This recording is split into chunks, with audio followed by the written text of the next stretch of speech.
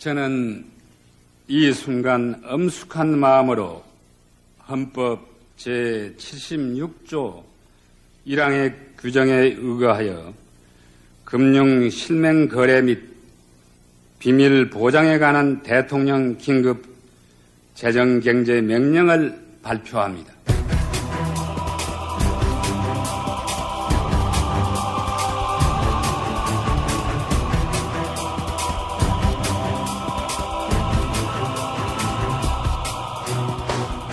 대통령의 특별담화위에서 이경식 부총리와 홍재영 재무장관은 기자회견을 통해서 금융실명제 실시의 세부사항을 설명했습니다. 네, 정부는 오늘 저녁 방금 들어보신 대로 대통령 긴급 명령으로 금융실명제 실시를 전격 실시하겠다고 발표한 데 이어서 정부 제1종합청사에서 부총리와 재무장관의 발표문을 통해서 그 구체적인 방법과 일정을 밝혔습니다. 오늘 이 경제혁명은 금융실명 거래 및 비밀 보장에 관한 대통령의 긴급 명령으로 그 이름이 붙여졌습니다. 8월 12일 MBC 뉴스데스크는 세계에서도 실시하는 나라가 그리 많지 않은 이 금융실명제, 그러나 우리가 깨끗한 사회, 정의사회 실현을 위해서 꼭 실현해야만 되는 이 금융실명제 실시에 관해서 집중적으로 보도해 드리겠습니다. 먼저 오늘 오후 7시 긴급 국무회의를 거친 후에 있은 김영삼 대통령의 금융실명제 긴급 명령 발표 직접 들어보시겠습니다. 친애하는 국민 여러분, 드디어 우리는 금융실명제를 실시합니다. 이 시간 이후 모든 금융거래는 실명으로만 이루어집니다. 이 방송은 실명으로 가능한 비속어와 욕설이 난무하는 무약자, 임산부, 청소년은 청취를 삼가주시기 바랍니다.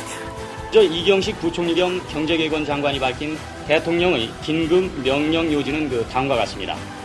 우선 약 1시간 전인 오늘 밤 8시를 기해서, 그러니까 실질적으로는 내일부터 금융기관과의 거래에서 실명에 의하지 않는 거래는 일체 금지됩니다.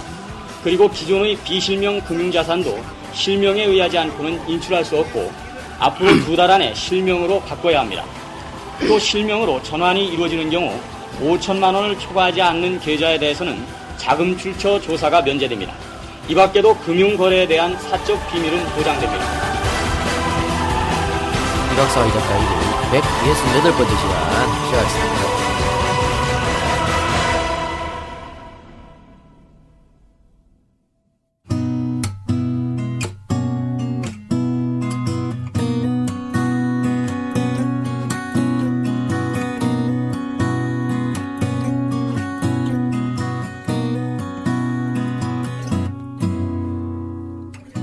안녕하세요. EJ 비공식 중고차 딜러 조광래 중고차의 대표 조광래입니다.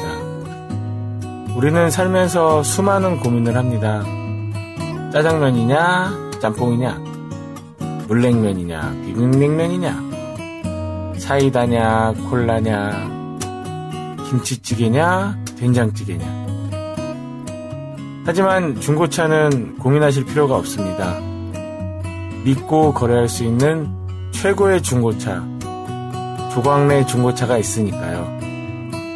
대표 전화번호 1800-9538. 다시 한번 1800-9538. 조광래 중고차가 아니라는 건 조광래 중고차가 아니라는 것.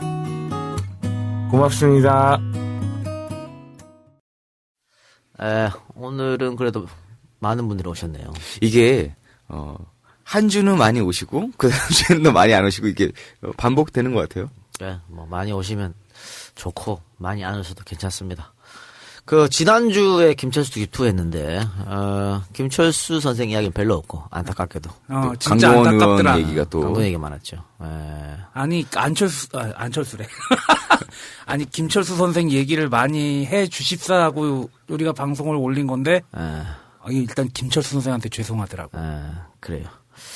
그건 그렇고 우리가 지난번에 고성군수 백두현 후보를 한번 모셨지 않습니까? 네. 인터뷰 들었었죠. 좀 많이 좀 도와주십사고.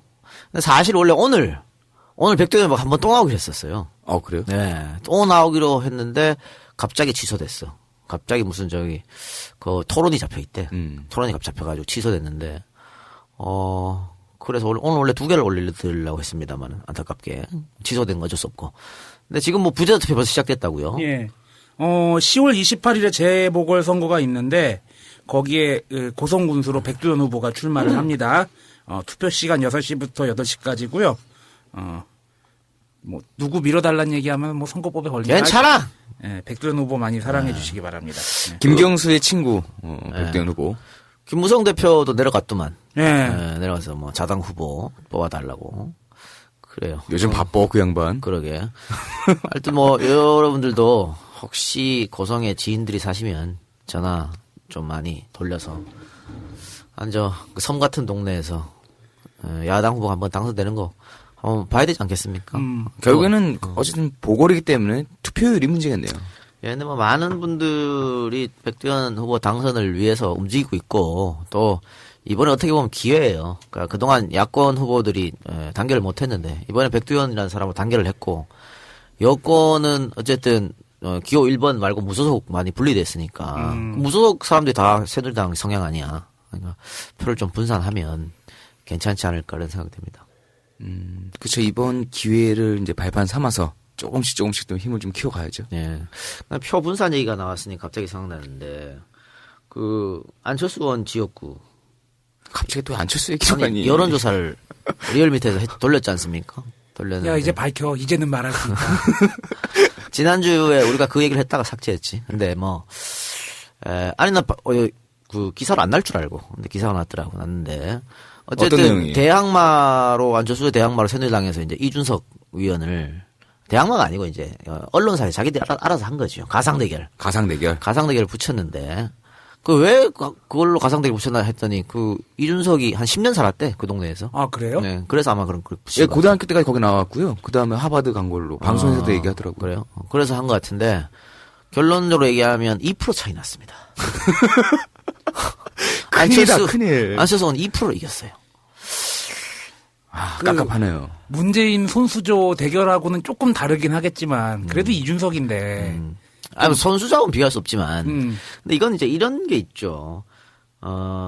우리 방송도 여러 번 언급했습니다만 안철수 의원이 한테 기회가 온다니까 한 번은 기회가 오는데 그걸 지금 조바심 내느라고 지금 계속해서 지금 어떻게 보면은 딴지를 거는 거잖아요. 이번에도 계속 국정교과서에 매진해야 되는데 계속 혁신 얘기하고 있잖아. 뭘 새롭게 만들고 새로 만들면 당신이 하라도 그건 또 안 하겠다 그러고 계속 이러면서 조금 문재인의 발목을 잡는 것처럼 보이잖아요. 문재인 지지자 입장에서는. 그러면 안철수한테 기회가 가더라도 문재인을 지지했던 사람들이 안철수한테 마음을 안 줘요. 그러면 설마 그 표가? 그러니까 문재인 대표가 예를 들어 총선에 져서 뭐 아웃된다거나 이러면 안철수는 기회가 갈 거 아니야. 근데 그 문재인을 지지했던 사람들이 오히려 미워한다니까 안철수를.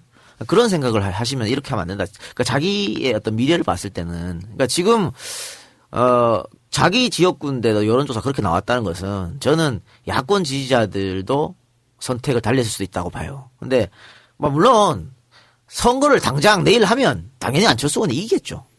선거를 하면 이준석은 못 이겨. 안철수 이기겠지. 이게 뭘 뜻하냐면 만약에 노회찬 의원이 여기 나오면 3파전이잖아. 그럼 이준석이 이기게 돼 있어요. 표가 반만씩 갈라가는데 그거 당연한 거 아니겠어? 그리고 이준석이 썰전에서도 자꾸 언급을 해요. 자기 그 동네에서 그 자랐다. 아니 본인은 나가 이번에 그 당에서 어디로 나가라 할지 모르겠지만 네. 나가라는 데로 나가기 때문에 공천은 받을까 근데? 공천 받지 뭐. 저기 그네 누나한테 좀 찍힌 거 아니었어? 찍힌 면은 없지 않아 있는데 그래도 뭐 공천 받는 건 없지는 않을 거예요. 아니 본인이 그러더만 그 방송에서도 저도 약간 지금 밖에 있어요 그러던데. 그래서 뭐 그렇게 되면 사실 노회찬 의원 같으면 뭐 어떡해. 원래 자기 지역구였는데 다른 데 가? 그건 안 되지. 명분도 없잖아. 그렇다고 뭐 비례대표로 나가? 그거 웃긴 거거든. 근데 반면에 안철수 현 의원은 딴 데로 나갈 때가 있긴 하네. 근데 뭐 어디로 가? 안 나간다고 그랬는데. 그러니까 안 나간다고 했지만. 아이 못 가요. 벌써 천명을 했기 때문에. 그럼 이 상태에서 만약에 3파전 벌어지면 참 볼만하겠다. 볼만하겠죠. 그러면은 이준석은 기고만장할 수가 있죠. 대권 후보를 잡았는데. 그렇지 않아요? 거기에다가 이제 안철수 의원은 만약에 지면은 진짜 역사의 죄인이 되는 거지. 이게 자기 그 높은 지지율을 왜 다 까먹었을까? 어쨌든 이거는 본인의 잘못이에요. 우리가 누굴 탓해? 늘 정치를 얘기할 때요. 안철수 개인을 가지고 얘기한 게 아닙니다. 그 안철수라는 타이틀을 가지고 있는 그 팀, 그 정치적인 철학에 동의하고 시스템을 구성하는 팀을 얘기하는 건데 사실 저는 보좌관들의 잘못이 더 크다고 봐요. 보다는 잘못이 크죠. 그러니까 예를 들면 저는 그래요. 만약 문재인 의원이 이번 총선에 져서 이제 뭐 정계를 한다든가 물러나면 책임을 지고 그러면 안철수 지지할 의향도 있어요. 그런데 살짝 또 한 발 넣는데 여기서 갑자기. 지지할 수도 있는데 지금 새정치민주연합에 안철수만 대권 후보냐? 아니잖아. 박원순도 있고 뭐 안희정도 있고 이재명도 있고 있어. 그러면 이 문재인을 지지했던 사람들이 어디로 갈 거냐고 생각해봐요. 어디로 갈 거야? 다른 데 다 가도 안철수한테는 안 가. 그런 걸 생각해야 되지. 참모들이 바보처럼 지금 대립각으로 해서 에너지를 소비하는 것보다는 지금 대립각에서 자기 존재 가시하려고 이런 거잖아. 그거 잘못된 판단이라니까. 미래를 생각해야 되지.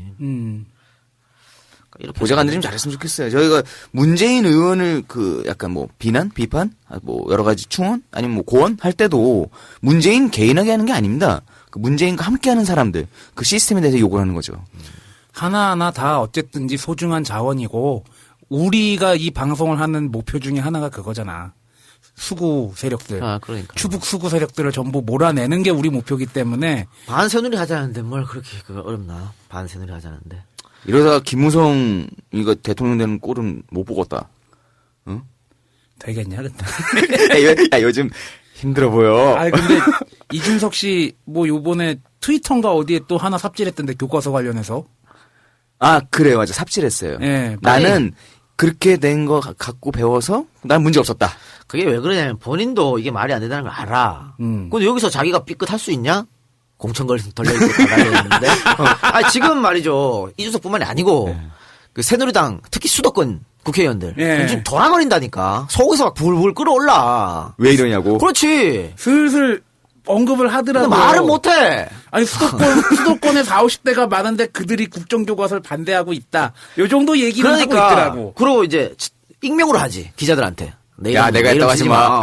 그러면서 그 TK, PK는 뭔 걱정이야. 근데 중천권, 수도권 이 표심이 이 하나에 움직이는 사람들 돌아버려요 지금. 이 문제 이게 계속 역풍불. 박근혜 지금 무조건 하겠다는 거잖아 이거. 네. 이제 앞뒤도 없어 보니까.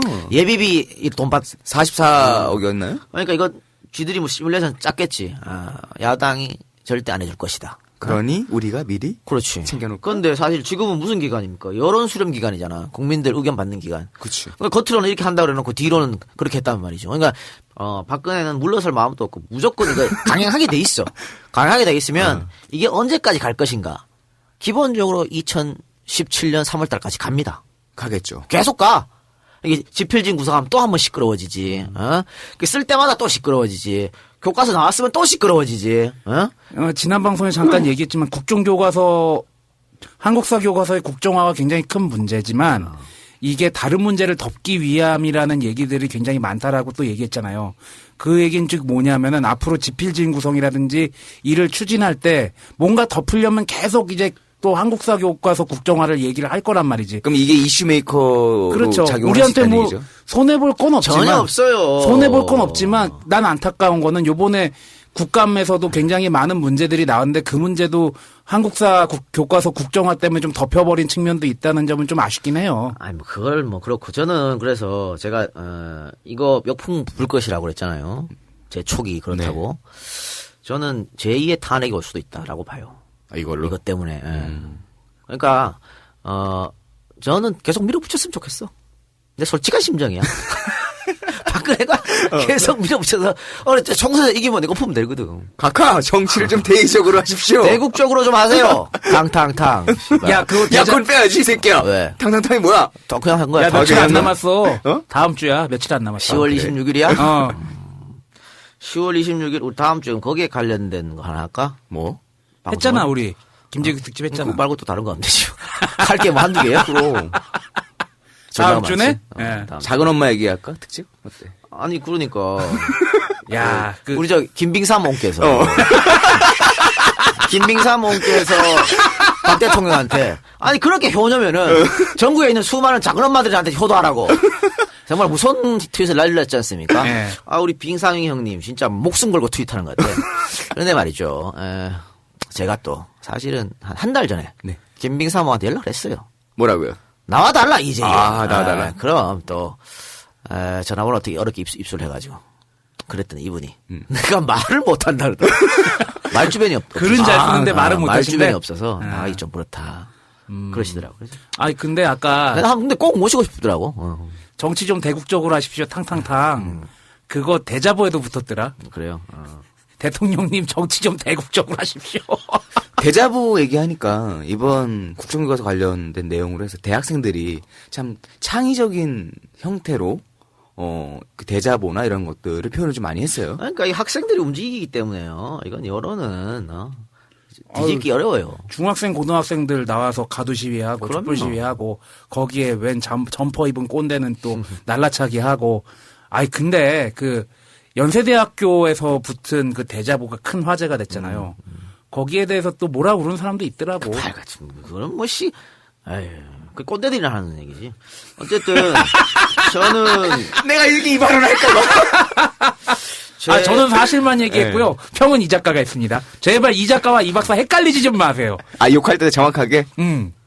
하여튼 제 촉은 그렇습니다. 그래서 제2의 탄핵 사태가 날 거라고 보는데 기억하시겠 분이 있을지 모르지만 박근혜가 대통령 되고 나서 얼마 안 있다가 제가 역사 전쟁이 곧 있으면 일어난다고 그랬지 않습니까? 우리가 어딘가에서 했던 인터뷰에서도 그렇게 많이 했잖아요. 밝혔었죠. 바로 지금 하고 있잖아요. 이따오 짓을. 원래부터 준비하고 있었던 거예요. 그러니까 이거는 저는 좀 새양심이잖아요. 조금 더 강하게 나갔으면 좋겠어. 1인 시위하고 이런 것보다 좀 더 강하게. 그래서 이번에 광화문에 모여라 광화문으로 고 있던데. 무슨 문화제 28일인가 보세요. 알려드리게. 저녁 6시인가 아마 그럴 텐데. 문화제인가요? 네, 문화제 형식으로 이제 문화제도 하면서 이제 규탄 대회를 하는 거죠. 네. 10월 27일 토요일입니까? 10월 27일이 화요일이에요. 화요일 저녁에 규탄 대회 문화제 이렇게 하네. 평일이라는 조금 어려운 이야기는 늦게까지 있지만 하니까 하여튼 넌 가니? 저는 가겠습니다. 갈 테니까 여러분들도 많이 참여해서 이 문제에 대해서 좀 여러분들께서 좀 쓴소리를 정부에다가 해주시기 바랍니다. 네, 그건 그렇고 오늘 오자회동이 있었죠. 네, 오늘 있었죠. 오자회동이 있었는데 참 이해가 안 가는 짓이지. 그러니까 영수회담 하면 되잖아. 아니 늘 영수회담 했잖아. 근데 왜 박근혜는 이렇게 영수회담 안 하려고 그래? 맨날 오자회담, 삼자회담. 저번에 삼자회담 했죠. 말하는 턴이 적잖아. 이게 뭐냐면 자기는 정말 여왕인 줄 알아. 삼자회담 여야 이게 둘이 얘기해. 나는 뒤에서 이렇게 지켜보고 있을게. 오자회담 둘 얘기해. 나는 뒤에 지켜보고 있을게. 이거야. 그렇지. 왕이 있으면은 좌의정, 영의정, 그렇지. 우의정 3명 이야기하시오. 그거지. 그리고 그것도 있는 것 같아. 이거는 내 책임이 아니야. 약간 그런 것도 있는 것 같고 이제 전면적으로 자기가 책임져야 될 부분은 책임져야 되는데 여기서 약간 빠지는 듯한 인상도 있고 그런 것 같아요. 그리고 만약 그렇게 했을 때는 나머지에서 박근혜 빼고 나머지가 박근혜 대통령 공격을 하게 되면 코스프레를 하기가 좋잖아. 왜 이렇게 안 도와주냐. 그러니까 이거 왜 하려고 그랬냐면 오자회동을. 그러니까 자기는 제3자로 쳐다보겠다는 얘기야. 그러면서 야권에 요구하는 게 그거죠. 이게 왜 이 국사교과서 이게 정쟁이 아닌데 왜 니는 자꾸 정쟁으로 몰고 가냐. 이념 전쟁을 하냐. 민생에 협조해달라. 이거 얘기하고 싶은 거였었거든. 근데 이념 전쟁은 지가 끌고 가는 거야. 그렇지. 가만히 있는 국민들 분열을 지가 시켜놓고 말이죠. 아니 편향된 거 하나도 없는 교과서다 편향됐다고 얘기하고 앉아있던 사람이 누군데. 메카시즘 발동한 사람이 누군데. 그리고 지금 김무성 대표 같은 경우에는 박 대통령의 경제 한번 살려보자는데 너무한다 야당이. 김무성 대표 좀 바쁘다야. 그러니까 김무성 대표는 이제 박 대통령이 자꾸 잘 보이려고 지금 저러고 있는데. 헐겠어. 어디가 헐어? 뭐가 이 새끼야. 아무 말 하지 않겠어. 그래. 그리고 이제 야당에서는 사실 이거 받아도 골 때리고 안 받아도 골 때리는 거거든. 그러니까 안 받고 싶은데 왜냐면 대통령이 뻔히 이렇게 나올 줄 아니까. 예를 들어서 야당에서 이거 국정교과서 이거 철회해라. 대통령이 들어주겠어요?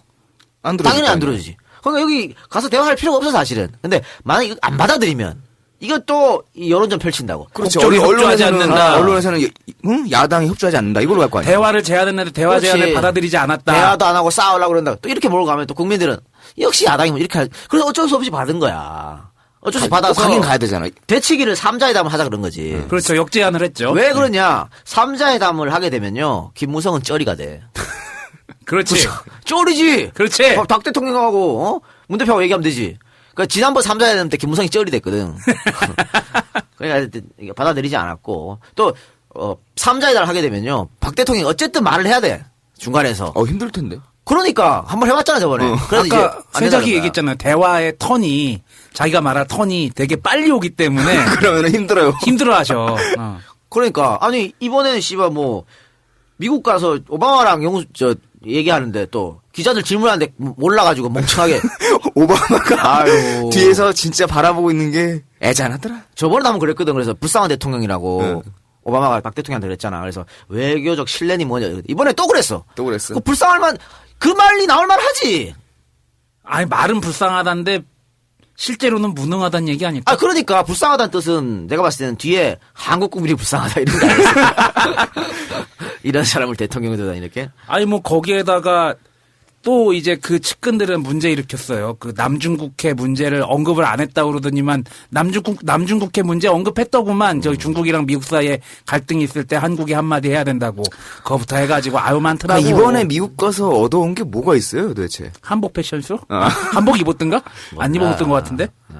근데 그리고 이번에 오자회담 하면서 역시 뭐 문 대표는 갔다 와서 절벽 같은 암담함이 느껴졌다 이러거든요. 그러니까 뭐 씨알도 안 맥힌 거였지. 이건 뭐 너무나 당연했던 거고 어쩔 수 없었던 거예요. 대통령은 지금 한치도 양보할 마음이 없어. 어쨌든 대통령 입장에서는 오자회담 했다 이걸 그게 중요한 거니까. 또 2017년 3월에 어쨌든 아버지 재단에 바쳐야 되니까.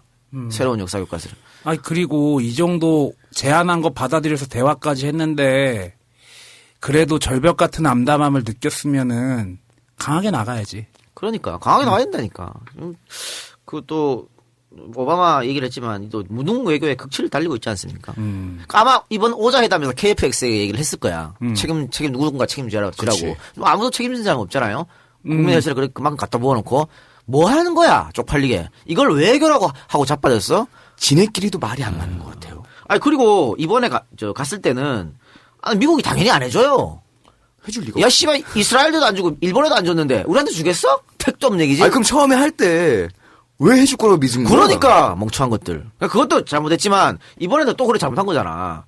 망신스러운 거지. 그래 또 한 번 거절당하고. 그래놓고 결국에 나온 게 두리뭉실한 무슨 위원회 협조해가지고 같이 논의해보자. 백날해봐라 준아. 안 주지. 국방장관 또 한일 간 국방장관 회담도 마찬가지지 않습니까? 이번에. 뒤통수 졸라 후려 맞았지. 후려 맞았지. 그러니까 이게 황 총리가 국회에서 한 말 하고 연결되는 거잖아. 예, 바로 연결되죠. 자위대가 협의하면 들어올 수 있다. 왜 씨발 대한민국이 들어와?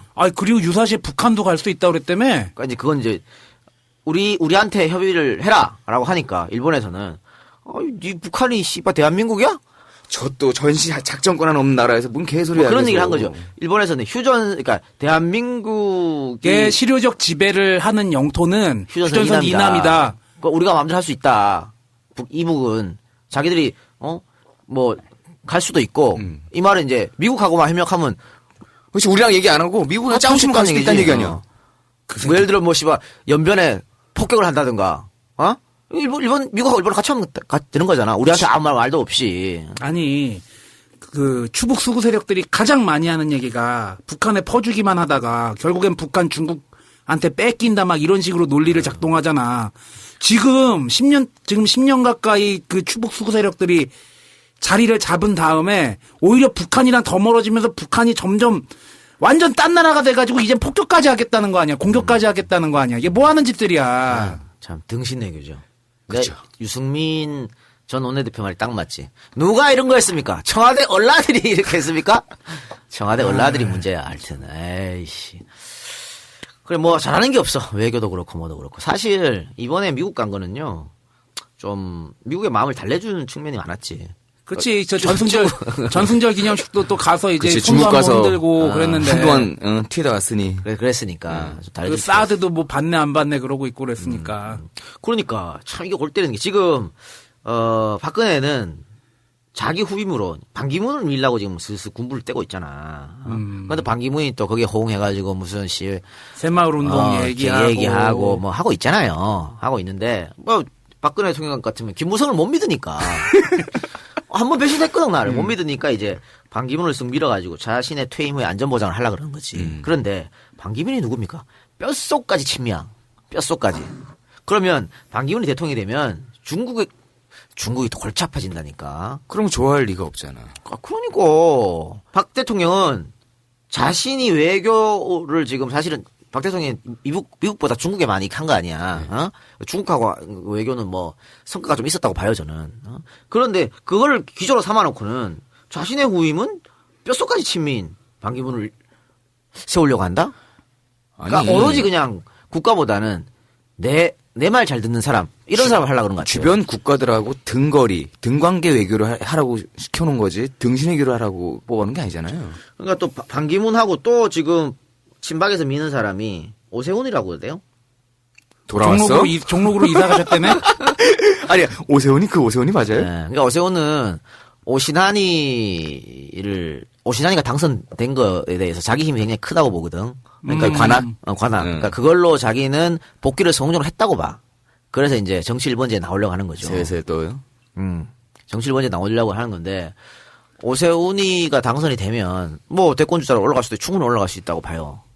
그래서 뭐 문재인 대표가 종로 가야 된다 뭐 이런 말도 있잖아. 근데 그 오세훈 이야기를 하면서 또 한 명이 등장하더라고. 반기문, 오세훈, 황교안. 아, 황교안? 이게 뭐냐면 황교안도 박근혜 말만 철석같이 따르는 사람이잖아. 그래서 전두환이가 노태우를 밀어줘서 대통령 당선시키고 뒤에서 조정하려고 그러는 것처럼 박 대통령이 안전보장을 위해서 그런 사람들을 민다. 라고 하지 않을까? 그러니까 반기문 같으면은 뭐 네 전문인 외교나 하고 정치는 내가 할게. 뭐 이럴 수도 있지 않을까? 딜해가지고. 어쨌든 뭐 아버지의 DNA가 고스란히 남아있는 게 박 대통령 아니겠습니까? 근데 역사는 가르쳐 주잖아. 친구야 하다가 뒤통수 냅다 때려맞는. 자기 위기 상황 오면은 박근혜 아니라 박정희 뒤통수 때릴 수 있는 게 우리나라 정치인들이니까. 아, 황교안이 그럴 수도 있다? 모르지 그거야. 아, 나는 진짜 황교안 만약에 황교안이 대통령이 되면 진짜 이 나라에 못 살 것 같은데. 아마 그러면 진짜 개헌 얘기 나올지도 몰라. 그리고 그럴 일은 없을 겁니다. 걱정하지 마시고. 나는 반기문한테 딱 하나 믿는 거는 반기문이 처음 외시 합격한 다음에 노신형 따라갔잖아. 줄을 잘 잡는 그 촉은 있을 것 같아.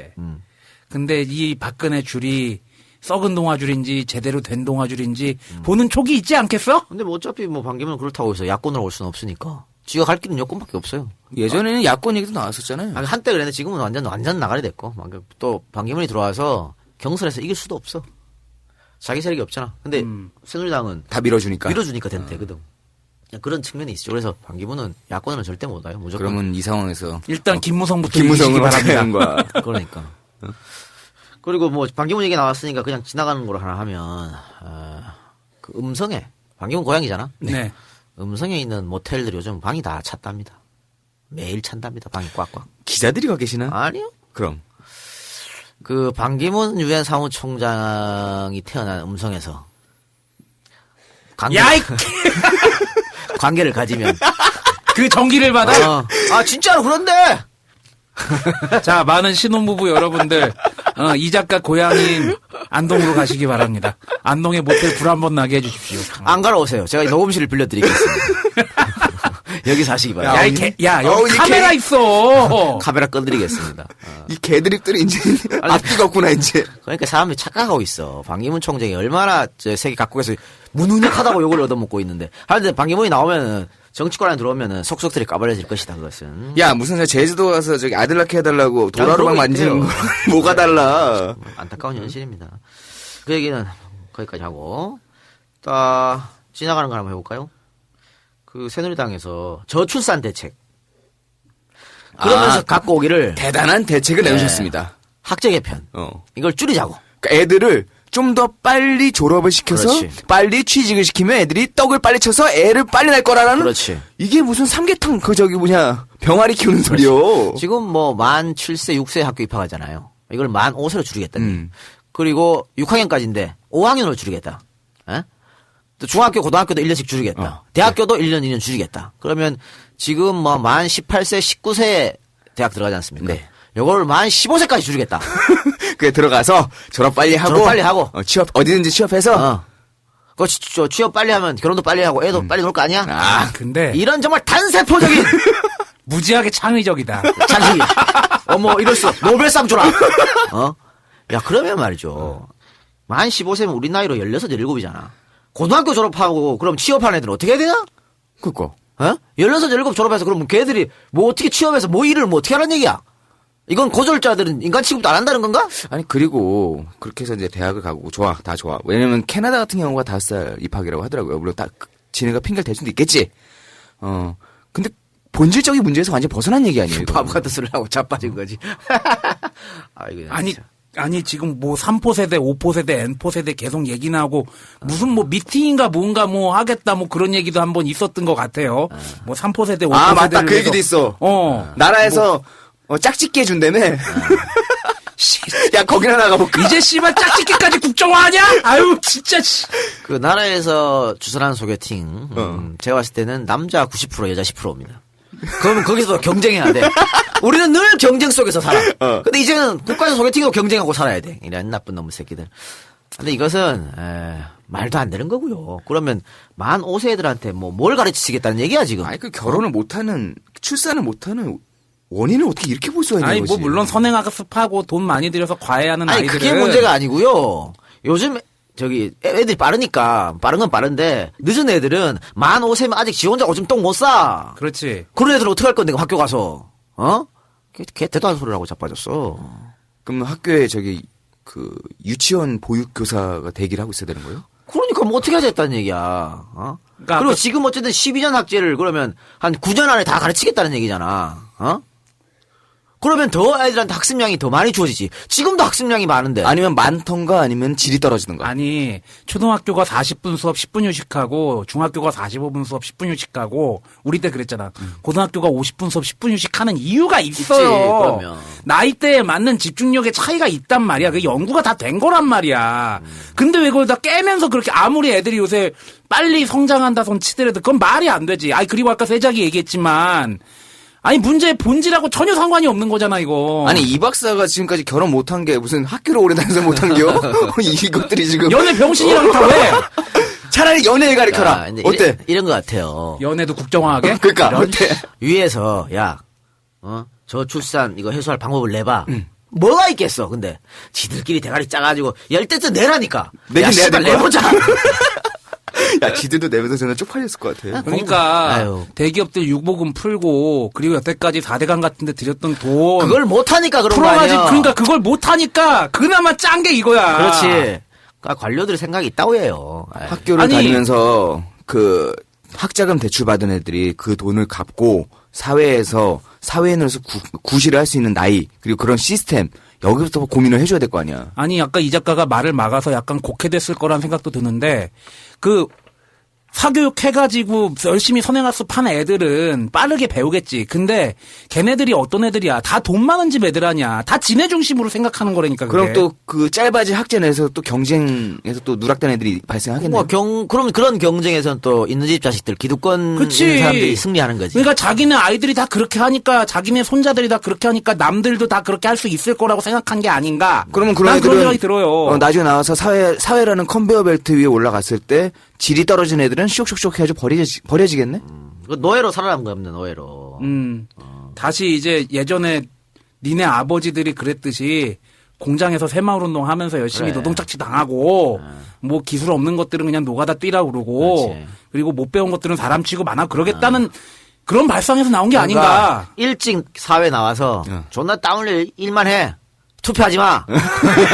투표를 하지 마. 왜? 투표할 정신 없지? 정치가 어디가 좋아. 그런 거예요. 그래 이것은 저는 해프닝으로 끝날 것 같고요. 말이 안 된다고. 이거 갖고 논쟁하는 것 자체가 말이 안 돼. 야, 근데 어떻게 그렇게 생각들이 없냐. 아니, 절대, 아까 이 작가 얘기했잖아. 절대 하기 싫은 거를 건드려야지 이게 취업이나 그런 청년들 문제가 해결이 되는 걸 지네들 다 아는 거겠지. 자, 지나가는 거 하나만 더 해보고 시사 마칩시다. 서울시에서 말입니다. 자판기에서 탄산음료를 뺀답니다. 안 판답니다. 시민들의 건강을 생각해서. 어떻게 생각하십니까? 지금 이 순간 코카콜라 라이트 이제 없어지는 거야? 이미 없구나. 그래서 그 서울시 공공기관 자판기 탄산음료 다 빼고 또 지하철 내 탄산 음료도 다 빼겠다. 왜?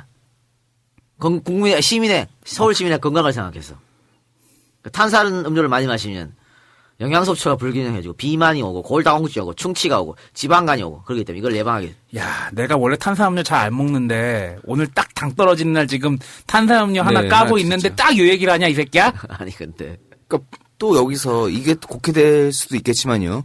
탄산 음료에 들어간 설탕만큼요.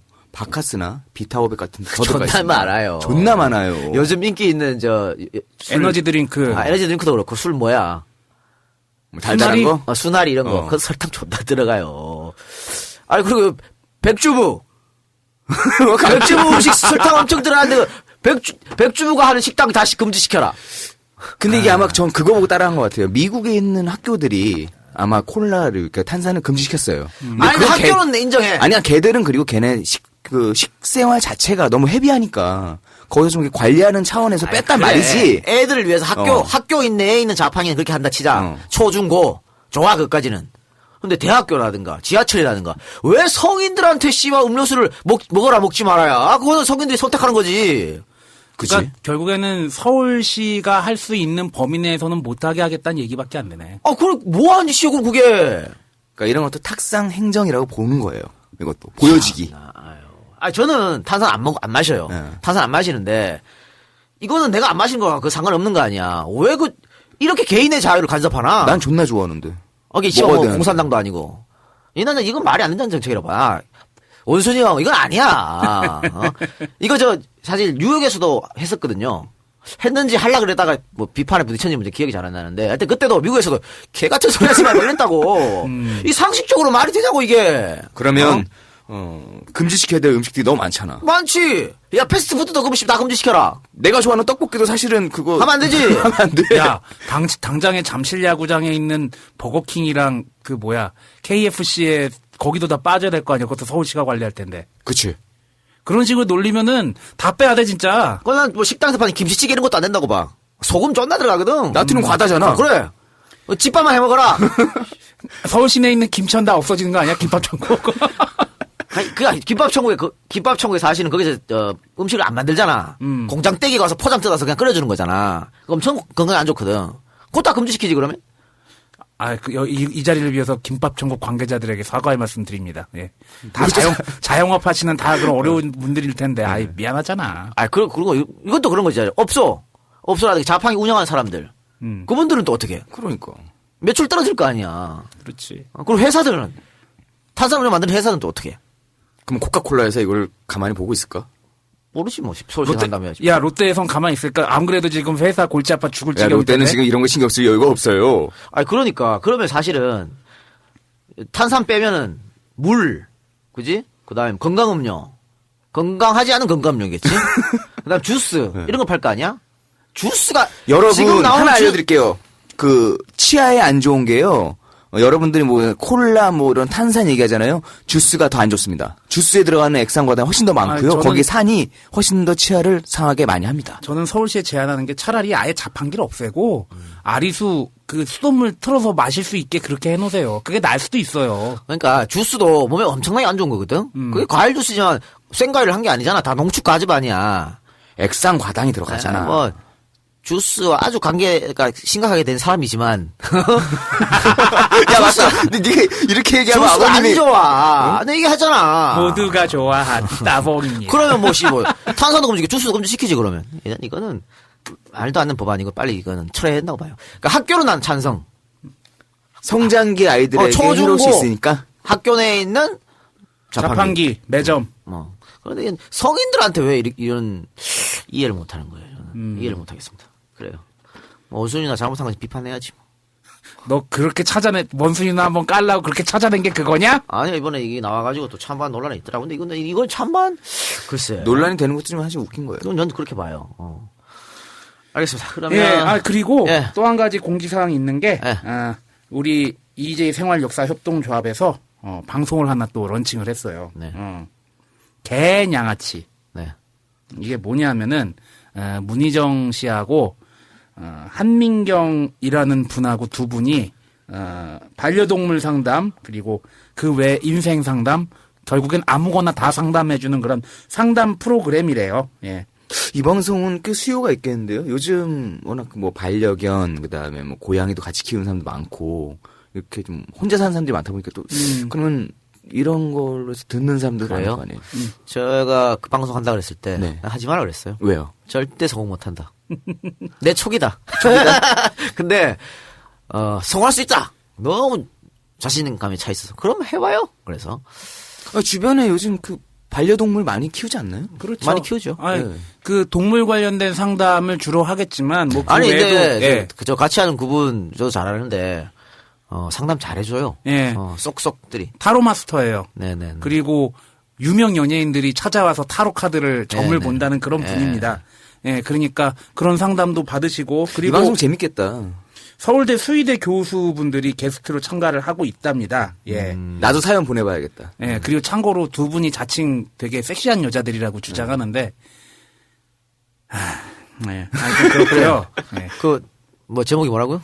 개냥아치. 네, 개냥아치 많이 검색해서 들어주시기 아, 바랍니다. 특히 광고주 여러분들 광고에 좀 적극적으로 관심을 가져주시고 EJ 협동조합에 연락하셔서 개냥아치의 광고를 하겠습니다라고 꼭 밝혀주셔야 된답니다.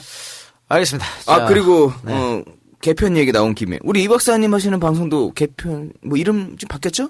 개블릭 쇼 개블릭. 사람들이 모르는 분들은 아직까지도 투돼지만 검색을 하고 있을 거예요. 아, 그렇죠. 예. 쇼 개블릭으로 바뀌어서, 저하고, 우희종 교수님하고, 그, 김근수 가톨릭 프레스 편집장님하고, 김용민 돼지하고 4명이 화려한 선수들이 화려한데? 쇼를 제가 담당하고, 불을 우희종 교수님이 담당하고, 릭을 김근수 편집장님이 하시고, 개 담당 김용민 돼지. 이렇게 됩니다. 개신교, 불교, 가톨릭, 예. 개불릭 쇼 많이 사랑해 주시기 바랍니다. 우리 이 박사님이 MC를 보고 있습니다. 네. 힘들어 죽겠어요? 예, 그러면 시간 여기까지 하고 잠깐 쉬었다가 본격적 방송 들어가도록 하겠습니다. 안녕하세요. EJ와 함께하는 세무사 이근홍입니다. 먼저 EJ 팬으로서 EJ 방송과 EJ 애청자분들의 사업에 무궁한 발전을 기원하면서 한 말씀 올리고자 합니다. 사업하시면서 세금 때문에 어려움 많으시죠?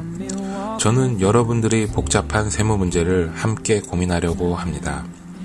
세금 관련 문제는 세무사에게 맡기시고 사업에만 전념하시기 바랍니다. 세무사를 알아두는 것이 생활의 지혜입니다. 궁금하신 점 있으시면 전화 부탁드립니다. 010-9308-3011입니다. EJ 할인은 당연히 기본이고요. 다음과 네이버에도 이근홍 그린세무를 치시면 찾아보실 수 있습니다. 이상 이근홍 세무사였습니다. 감사합니다. 우리는 생각했습니다. 실외는 가까운 곳에 있다고. 우리가 파는 것은 음료 몇 잔일지 모르지만 거기에 담겨있는 것이 정직함이라면 세상은 보다 건강해질 것입니다. 그래서 아낌없이 담았습니다. 평산네이처 아로니아 친.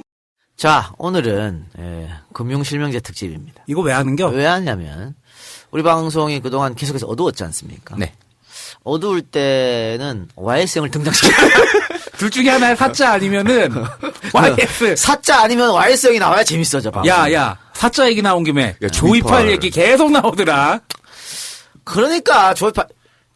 우리가 또 조이팔 저번 주에 한 거. 제가 이게 우리 저 계정에 들어가서 보니까 조이팔 특집 다운이 다시 늘었어. 또 늘었어? 제가 저번 방송 조이팔 들으시라고 그랬잖아. 네. 근데 조이팔 특집 보면 싹 정리가 된다고 모든 게 지금 그치. 왜 이렇게 시끄러운지 다 정리된다 그랬는데 어쨌든 지난주에 제가 그 조이팔을 슬쩍 언급하면서 사채로라도 가지고 와라라고 했다 했지 않습니까? 사체가 하나 발견됐습니다. 조이팔 조카가 사채로 발견됐어요. 요데 중요한 게 뭐냐면요. 조이팔 조카가 어떻게 사채를 발견했냐면 자기 사무실에서 테이블에 앉아서 엎드려서 발견됐어요. 제초제를 누워 있는 게 먹고, 아니고 네. 제초제가 아니고 우울증약. 제초제로 나오지 않았어요? 아니야. 우울증약을 많이 복용하고 네. 이렇게 엎드려서 사망했는데 일단은 좀 기이한 형태죠. 자살했는 사람이 엎드린 엎드려 채로. 그러니까 누워서 엎드린 게 아니고 의자에 앉아서 책상에 엎드린 채로 사망했으니까 조금 이상하다. 그리고 이 사람이 우울증 진단을 병원에 가서 처방받고 약을 언제 처방받았냐면 죽기 한 일주일 전? 열흘 전? 그때 받은 거야. 얼마 안 됐어. 받긴 받았네요. 그렇죠. 얼마 안 됐어. 그리고 이게 지금 뭐 생활고에 그동안 시달렸다 했는데 조이팔이 밀항할 때 이 조카가 같이 밀항합니다. 중국에. 그러면 같이 밀항하고 야 쇳가루가 좀 묻었을 거 아니야. 아이 그럼 아파트에서 계속 같이 살았어. 조이팔이랑 계속 같이 살았다니까. 같이 살았기 때문에 쇳가루가 많이 묻을 수밖에 없고요. 없죠. 혼자 나중에 한국에 돌아와서 자수합니다. 나 밀항했어요. 그래서 1년을 징역을 살았어. 그리고 나서 조이팔 죽고 나서 30여 차례를 중국을 다녀와요. 왜 가? 내가 모르지 씨발. 그러니까 지가 왜 가? 조이팔이 죽었는데 지 삼촌이 죽었는데 중국을 왜 가냐고. 30여 차례나 중국을 다녀왔어. 그리고 이번에 조이팔 최측근이라는 강희용이가 잡혔잖아요. 네. 이제 언제 이제 한국으로 소환될지 모르겠는데 소환되면 이제 조이팔이 살아나는 알 수 있다고 이런 얘기 하고 있는데 강희용이 잡힐 때 바로 옆에 누가 있었냐? 이 조카가 있었어. 같이 있었다니까? 근데 매우 지근거리 있는 사람이네요. 아니 그러니까 근데 그 중국 공안이 강희용은 제가 있으니까 인터폴에 수배됐으니까 잡았고 이 조이팔 조카는 인터폴에 수배를 안 됐기 때문에 그냥 풀어준 거거든. 그리고 강희용 잡힌 그 다음날 한국으로 왔단 말이야. 근데 강희용이 돈을 엄청 갖고 있었어요. 그러니까 제보자들 말에 의하면 매일 KTV 가갖고 돈을 막 마구잡이 뿌렸대. KTV 가서 직업도 없는 사람이. 중국 룸사롱. 근데 왜 돈이 많냐? 조이팔 자금 관리가 강희용이가 했거든. 근데 이 조카랑 계속 같이 있었으면 아니 뭐 생활고 말이 안 되는 거지. 그리고 아니 4대 보험은 안 됐겠지. 그러니까 그리고 이 사람이 얼마 전에 왜 제가 지난 방송에서 그 조이팔 측근이 전화 통화를 했는데 그 측근이 바로 이 사람이에요. 조카. 우리 삼촌이 그때 막 이렇게 살아 있는 것처럼 말했다고 했잖아. 그래서 이거 이 사람이 말했거든. 그러면 이제 검찰이 조사를 하면 제일 먼저 불러야지. 이 사람은. 네가 왜 그런 말을 했냐 이렇게. 그래서 그 발표 보니까는 재수사에 대한 압박으로 뭐 괴로워했다. 어쨌든 그러고 나서 죽었어요. 네. 그러고 나서 우울증 처방과 진단받고 우울증 약을 가다왕해서 죽었어. 이상하잖아. 그리고 또 전문가들 말에 의하면 우울증 약을 그 정도로 먹고 사망하기는 쉽지 않다. 쉽지 않다. 물론 뭐 술과 같이 섞어 먹거나 이랬을 때는 사망할 수도 있는데 요거는 이제 정밀 부검을 필요한 거죠. 아마 할 거예요 이번에 어떻게 해서. 그러면 조금 수상하다. 아니 경찰 쪽에서는 조이팔이 살아있다라고 다시 또 번복을 했잖아요. 아니, 경찰은 뭐 살아있다는 전자의 수사를 한다 그랬는데 검찰은 지금 살아있다 생각하고 있어. 근데 경찰은 이미 한번 죽었다고 했기 때문에 또 경찰은 아마 죽었으면 할 거야. 조이팔 죽었으면라고 생각할 수도 있어. 이게 조이팔의 진짜 가채다. 그리고 들고 올 수도 있겠네. 그러니까 그것마저도 가짜일 수도 있고. 그러니까 아이고 모르는 거지. 모르는 거지 뭐. 그렇게 해서 진짜 코로나에 몰렸을 때 정부가 예를 들면 이거 국정교과서 밀어붙여가지고 총선 뭐 한 2주 전 막 달아오를 때 그때 쓱 조이팔이 나타납니다. 제일 좋은 건 살아서 나타나는 게 제일 좋겠지. 그래도 뭐 기자회견도 시켜. 뭐 그럴 수도 있겠다. 규칙이지 뭐. 이제 뭐. 열심히 대구 지역의 경검찰들을 씹어야지. 그러면 이제 역풍 부는 거지. 그거는 맞겠지요. 그거는 맞겠지. 그래. 그래서 사자 얘기 아니면 YS 형 얘기를 해야 좀 빵빵 터지니까. YS 형 얘기를 근데 워낙 많이 해가지고 할 게 없더라고. 사실 주수도를 얘기하려고 했었는데. 네. 제2의 주수도. 제2의 주수도. 근데 사실은 김창경이나 그러니까 금액적으로는 주수도가 많이 헤쳐먹었지만 김창경이나 조이팔의 그 엽기적 사기를 주수도가 못 이겨. 덜 버라이어티하구나. 덜 버라이어티해. 그래서 그것보다는 그죠. 그래도 YS 형 이야기를 하는 게 좋지 않을까 싶어서. 자, 금융실명제 하면 생각나는 게 뭡니까? 뭐 금융실명제라 했어야 되는 거긴 하지. 제가 볼 땐 했어야 되는 거긴 한데 그 금융실명제를 한 다음에 그 효과가 얼마나 많이 드러났는지 솔직히 잘 모르겠어요. 아직까지도 차명계좌 다 가지고 있을 사람은 있죠. 가지고 있고 그리고 오히려 힘든 사람들이 더 피해를 보는 경우도 많은 것 같고. 금융실명제 이후에 보완책이 나와야 되는데 보완책이 안 나오고 있는 거죠. 그러니까 뭐 이재현 빵에 들어간 것도 결국은 차명계좌 때문에 갔다 온 거거든. 그리고 그것까지 막을 수 있는 법적인 장치가 금융실명제가 모자랐다. 뭐 그런 뭐 비판할 수 있는 거죠. 세상. 우리 무대뽀 YS의 업적으로 그래도 그나마 분류되는 일 중에 하나다라고 말씀드릴 수 있겠습니다. 그리고 그 업적을 실행하는 방식이 YS 특유의 정말 무대뽀, 무대응. YS 안에서 금융실명제 못했어요. 못했죠. 못했고 무계획성 이렇게 산무로. 야, 근데 지금 대통령과 매우 비슷한데 늘 얘기하지만. 근데 그러면은 김대중 노무현 정부 때는 했지 않을까? 못합니다. 그 반대 세력을 이길 수가 없어. 근데 YS니까 할 수 있는 거야. 반대? 닥치라고 이렇게 해서. 그렇지. 아, YS 얘기하니까 갑자기 그 개그 생각난다. 우리 YS 편에서도 얘기했잖아. 뭐 YS가 통역도 뭐 엉망이고 막 그랬다고. 근데 얼마 전에 대통령들 통역을 하신 분들의 인터뷰를 봤어요. 기사를. 근데 거기서 YS 인터뷰했던 분이 뭐라 했냐면 YS가 그렇게 외국 사절들이랑 얘기를 하다가 저희 그 거제에서만 잡히는 이름도 모르는 물고기 얘기를 막 한대. 그러면 통역사가 한참 멍 때리고 있다가 여러 종류의 물고기를 말씀하셨습니다. 그리고 YS가 그 우리 방송했던 거 있잖아요.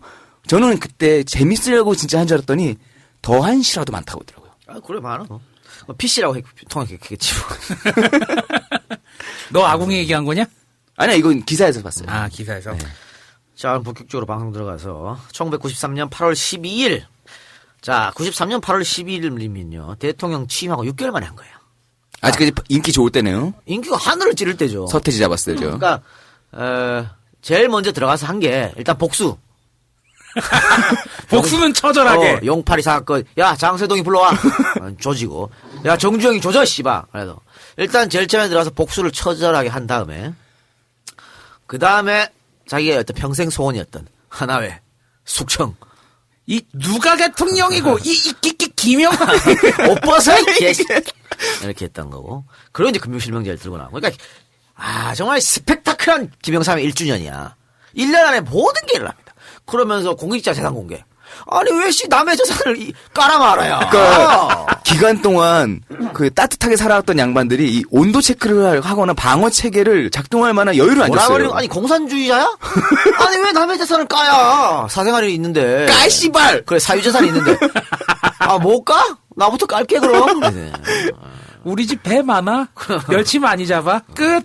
니네도 까? 이거지. 그러니까 이게 이렇게 막 몰아붙이니까 사실은 대한민국이 이제 관료사회라고 하잖아요. 관료사회. 네. 대통령들이 역대 대통령들이 관료들한테 꼼짝도 못했거든요. 그러니까 관료들이 맨 처음에 대통령이 딱 들어오면 눈치를 봐. 뭐 내가 컨트롤할 수 있을까 말까. 서로 기싸움하는 거죠. 그러다가 요거 내 마음대로 해도 되겠는데 거의 다 이렇게 했어. 근데 YC 정부 때 관료들은 못했지. 뭘 오자마자 막 귀싸대기만 흘러날리고 조인트 까고 뭐 이래야 되면 정신이 없어 막. 네, 알겠어 죽겠습니다. 알려주고. 그러는데 이 금융실명제도 그런 일환입니다. 8월 12일 목요일 밤 대통령 긴급명령을 발표합니다. 이 대통령 긴급명령이란 우리나라 경제시장을 송두리째 뒤흔드는 핵폭탄 같은 것이었죠. 그게 바로 이날 전격적으로 단행된 금융실명제였습니다. YS는 대통령 후보 시절 대선 공약으로 금융실명제 실시를 약속을 했습니다. 미리 얘기는 했었어요. 네, 그런데 아무도 안 믿었어요. 왜? 이 공약은 그냥 공수표로 끝날 것이다. 너무 파장이 크니까. 뭐 그런 것도 있고요. 또 아무도 못했잖아. 전두환 하려도 못했지. 노태우 하려도 못했지. 반대가 너무 심하니까. YS라고 별 수 있어? 라고 생각한 거죠. 또 당시 이제 우리나라 금융시장의 절반 이상을 차지하는 지하경제. 지하경제 무너지면 우리나라 무너진다 그랬거든. 그런 얘기 있었단 말이야. 그러니까 이 지하경제를 무시할 수 없었고 또 주식시장, 금융실명제 하면 주식시장부터 바로 폭탄 두드려 맞아. 그러니까 외국인이 차지하는 주식시장 이거 참 어떻게 해, 금융실명제 하면. 그래서 그런 것들 가장 중요한 거 대기업이 반대하니까. 자기들 돈을 뭐 지금 다 차명 가명으로 관리하고 있는데 금융실명제 하면 다 토해내야 되잖아. 그러니까 이런 게 사실은 그 롯데그룹이 그 형제의 난 최초 형제의 난 막내 동생이 큰형한테 대들었던 사건이 금융실명제 때문에 그런 거 아니야? 그러니까 신격호가 아버지한테 돈 쑥 줘가지고 아버지 동생 이름으로 땅 좀 사주세요. 이래 동생 이름으로 땅 샀는데 이제 금융실명제가 실시되고 이래 되니까 내 거야. 신격호 회장이 그거 다시 제 이름으로 돌리세요. 이래 동생이 형 제 거예요. 내 거예요? 내 건데 이거? 내 이름으로 돼 있잖아요. 이래서 씨발 야 싸운 거 아니야. 그게 저기 거기에 당산동 거기 아니야. 그래 그래서 제 신격호 회장이 야 나가 너 나가 롯데에서 나가 롯데란 말 쓰지 마. 그걸 푸르밀 된 거 아니에요? 그렇죠. 롯데 우유가 푸르밀 된 거 아니야? 그런 거죠. 그래서 기업들이 그렇게 많이 숨겨놨던 돈이 까발려질 수 있으니까 기업들이 반대했다. 그래서 이 금융실명제는 매 정권마다 뜨거운 감자 그 이상도 그 이하도 아니었습니다. 아까 제가 전두환도 못했다 그랬는데 한번 예를 들어볼까요? 이철이 장영자 우리도 특집을 했습니다만 네. 이 이철이 장영자 사건 때 금융실명제를 실시해야 된다 이렇게 정부도 이야기했고 언론에서도 이야기했습니다. 그런데 결국은 못했죠. 그러니까 정부 고위관료, 지하경제 큰손, 대한민국 부자들이 강력하게 저항해서 못했습니다. 근데 이거를 누가 강력하게 하려고 했냐면 김재익 수석. 참 아까운 인재지. 김재익 수석이 아웅산 때. 네, 좀 오래 살아 있었다면. 그러니까 80년대 우리가 삼자현상이라고 그래서 전두환 정부 때 최초로 흑자를 기록한 거예요. 네. 뭐 이 박정희가 경제를 잘했네 어쩌고 흑자 한 번도 없었거든. 전두환 때 최초로 했고 물가가 뭐 10% 20% 막 뛰던 거 최초로 전두환이 잡았잖아 물가. 네. 그거 다 김재희가 이제 성장 안 된다. 물가 잡고 나서 뭐 이렇게 했은 거든. 또 전두환이 김재희 말 잘 들었고. 그래 김재희 좀 안타까워 그런 거 보면 김재희 수석이 더 살아있었으면 80년대 더 성장을 하지 않았을까 이런 생각 들어요. 하여튼 이 김재익 수석이 금융실명제를 해야 된다고 강력하게 추천했습니다. 전두환의 경제가외 선생이라고 하는데 전두환이 이 김재익을 굉장히 총애해서 그러니까 전두환이 그 뻐꺼 형이 머리가 굉장히 나쁘잖아요. 그런 소문이 있었잖아. 네. 그때 우리가 지금 저 IQ 재는 기계 삐삐 도로 넣지 마세요. 그랬는데 야 이거 언제 쫓겠냐. 도를 치우세요. 뭐 하여튼. 근데 이제 경제에 대해서는 더 모르지. 더 모르니까 김재익 수석 보고 그때 수석하기 전이죠. 와서 네가 경제를 한번 설명해봐라. 근데 정말 전두환 수준에 맞춰서 고등학교 경제 수준에 맞춰서 쏙쏙 설명해 준 거야. 눈높이 교육. 눈높이 교육이죠. 그러니까 전두환이 쏙 빠져들었어. 그러면서 전두환이 김재익에게 야, 너 그러지 말고 경제 수석으로 와라.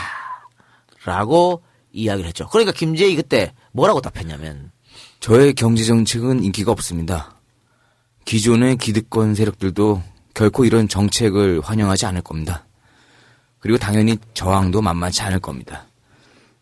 하지만 반드시 누군가 해야 할 일이기도 합니다. 어떤 저항이 있더라도 제 말을 믿고 이 정책을 끌고 나가주시겠습니까? 여러 말 할 것도 없어. 경제는 당신이 대통령, 이렇게. 담과 나라는 내가 대통령. 그렇죠. 이렇게 엄청난 힘을 우리 뻐꺼 형이 김재익 수석한테 실어준 겁니다. 근데 김 수석이 사실은 이렇게 오공하고 갈 때요. 수석 맡을 때 자기 아들도 욕했대. 그 살인자 정권에 왜 가냐고. 거기 가시면 안 되죠. 근데 김재익 수석이 독재를 막을 수 있는 길은 경제를 발전시키는 것이다. 경제를 발전하면 독재는 자연스럽게 막을 수밖에 없다. 애매하다. 그런 지론으로. 그러니까 모든 게 이게 그 김재익 수석이 말한 경제 발전은 박정희의 어떤 독재 경제가 아닌 것이죠. 민주 경제를 하려고 했던 거였고 그렇게 하면 독재는 종식이 된다고 생각해서 그렇게 갔던 것 같아요. 아마 그 생각에 뭐 밑에 깔린 거는 그런 게 있죠. 사회적인 수준이 높아지게 되면 독재에 대해서 항거할 수 있는 사람들이 나올 것이고 그러면 독재는 사그라들 것이다. 근데 뭐 이 김재익 수석한테 비판할 수도 있는 거지. 어쨌든 독재 정권을 부역한 거 아니냐. 이렇게 말할 수도 있었을 것 같아요. 지금도 어떻게 보면은 왜 꽤 괜찮은 경제 관련된 분들이 많고 또 새정치민주연합에서도 경제과에 계속 했다고 막 그러잖아요. 그래서 갑자기 생각나는 게 내가 얼마 전에 그 수업 교재로 MB의 추억을 틀었거든. 거기에도 최경환이 나오더라. 야, 진짜 뭐 최경환 지금까지도 최경환이잖아. 어떻게 보면은 MB 때도 최경환이고. 네, MB 때도 실세고 지금도 실세죠. 그 양반은 잘해서 계속 하는 게 아니고요. 걱정돼, 솔직히. 내가 뭐 이번에도 뭐 저 국회의원 하려고 나가는 거 아니야. 나갈 텐데 이제. 근데 뭐 당선은 보장됐지 뭐 TK 지역인데 뭐. 그래요. 우리에게 돌아와서 이철이 장영자 사건이 터지고 82년 7월 3일 정부는 1년 뒤인 83년 7월 1일부터 실명제를 실시한다고 발표를 했습니다. 이게 전두환이 김재익 수석의 건의를 받아들인 거죠. 그래서 그래? 그럼 네가 한번 추진해봐 라고 엄명을 내렸어요. 그래서 대통령의 지원을 얻은 경제수석과 또 김재익 수석 말고 당시에 누가 있었냐면 이만재? 강경식. 강경식 두 사람이 금융실명 실시해야 된다고 강력 주장한 사람인데. 야, 이 갈봐봐. 전두환 때 청와대에 있었던 강경식이가 김영삼 때 또 청와대 가갖고 IMF 몰고 온 거 아니야. 이런 거 보면 진짜. 아이러니지 뭐. 역사의 아이러니지 뭐. 나 관료들 이제 좀 갈아치웠으면 하는. 우리나라 쇠복이 없는 거 아니요? 지금 보세요. 지금 이번에 개각했잖아요. 대통령이 개각했는데 제가 개각하기 어려울 거라고 말한 이유는 개각하면 새롭게 뽑을 사람이 없어. 장관에. 그지 박근혜 정부의 수첩이 끝났어 네, 이제. 끝났죠. 끝났기 때문에. 그래서 지금 어떻게 했습니까? 전부 관료들 올린 거야. 진급시켰어 공무원들. 관료들이 근데 과연 능력이 있겠어? 어? 저는 아니라고 봐요. 이 복지부동 그 사람들한테 그냥 뭐에 박히게 복지부동이야. 눈치나 보고. 근데 이번에도 하여튼 그렇게 해서 좀 안타깝습니다. 어쨌든. 근데 그런 사람들 원래 또 박근혜 대통령께서 좋아하지 않을까? 얼마 충성이지 뭐. 당연한 거 아니겠어? 창발적인 사람 싫어하잖아. 이 두 사람이 선도적으로 계속 하자고 했고 이 두 사람이 기세에 눌려서 이 당인 민정당은 초창기에는 반대 없고 가만히 있었습니다. 그러다가 언제부터 반격을 시작했냐? 이게 발표하고 난 뒤 열흘쯤 지나서 이제 안 된다고 반격을 금융실명이 안 됩니다라고 반격을 시작한 겁니다. 전 대통령의 육사 동기생 권익현 사무총장이 7월 15일 날 정부의 실명제 방안은 충분한 검토와 보완이 필요하다. 이렇게 대구에서 처음으로 운을 떼고 반대하기 시작한 겁니다. 이게 이제 권익현 사무총장의 발언을 시점으로 민정당이 반대하기 시작했는데 권익현 사무총장의 말을 한번 들어봅시다. 내가 총대를 맸지요. 내는 실명제를 하되 단계적으로 해야 된다고 시종일관 주장했습니다. 대구 발언 이후 은행, 전산 전문가, 정재계, 경제계 인사들을 광범위하게 만나서 여론을 들었습니다. 우분께도 수시로 건의했고요.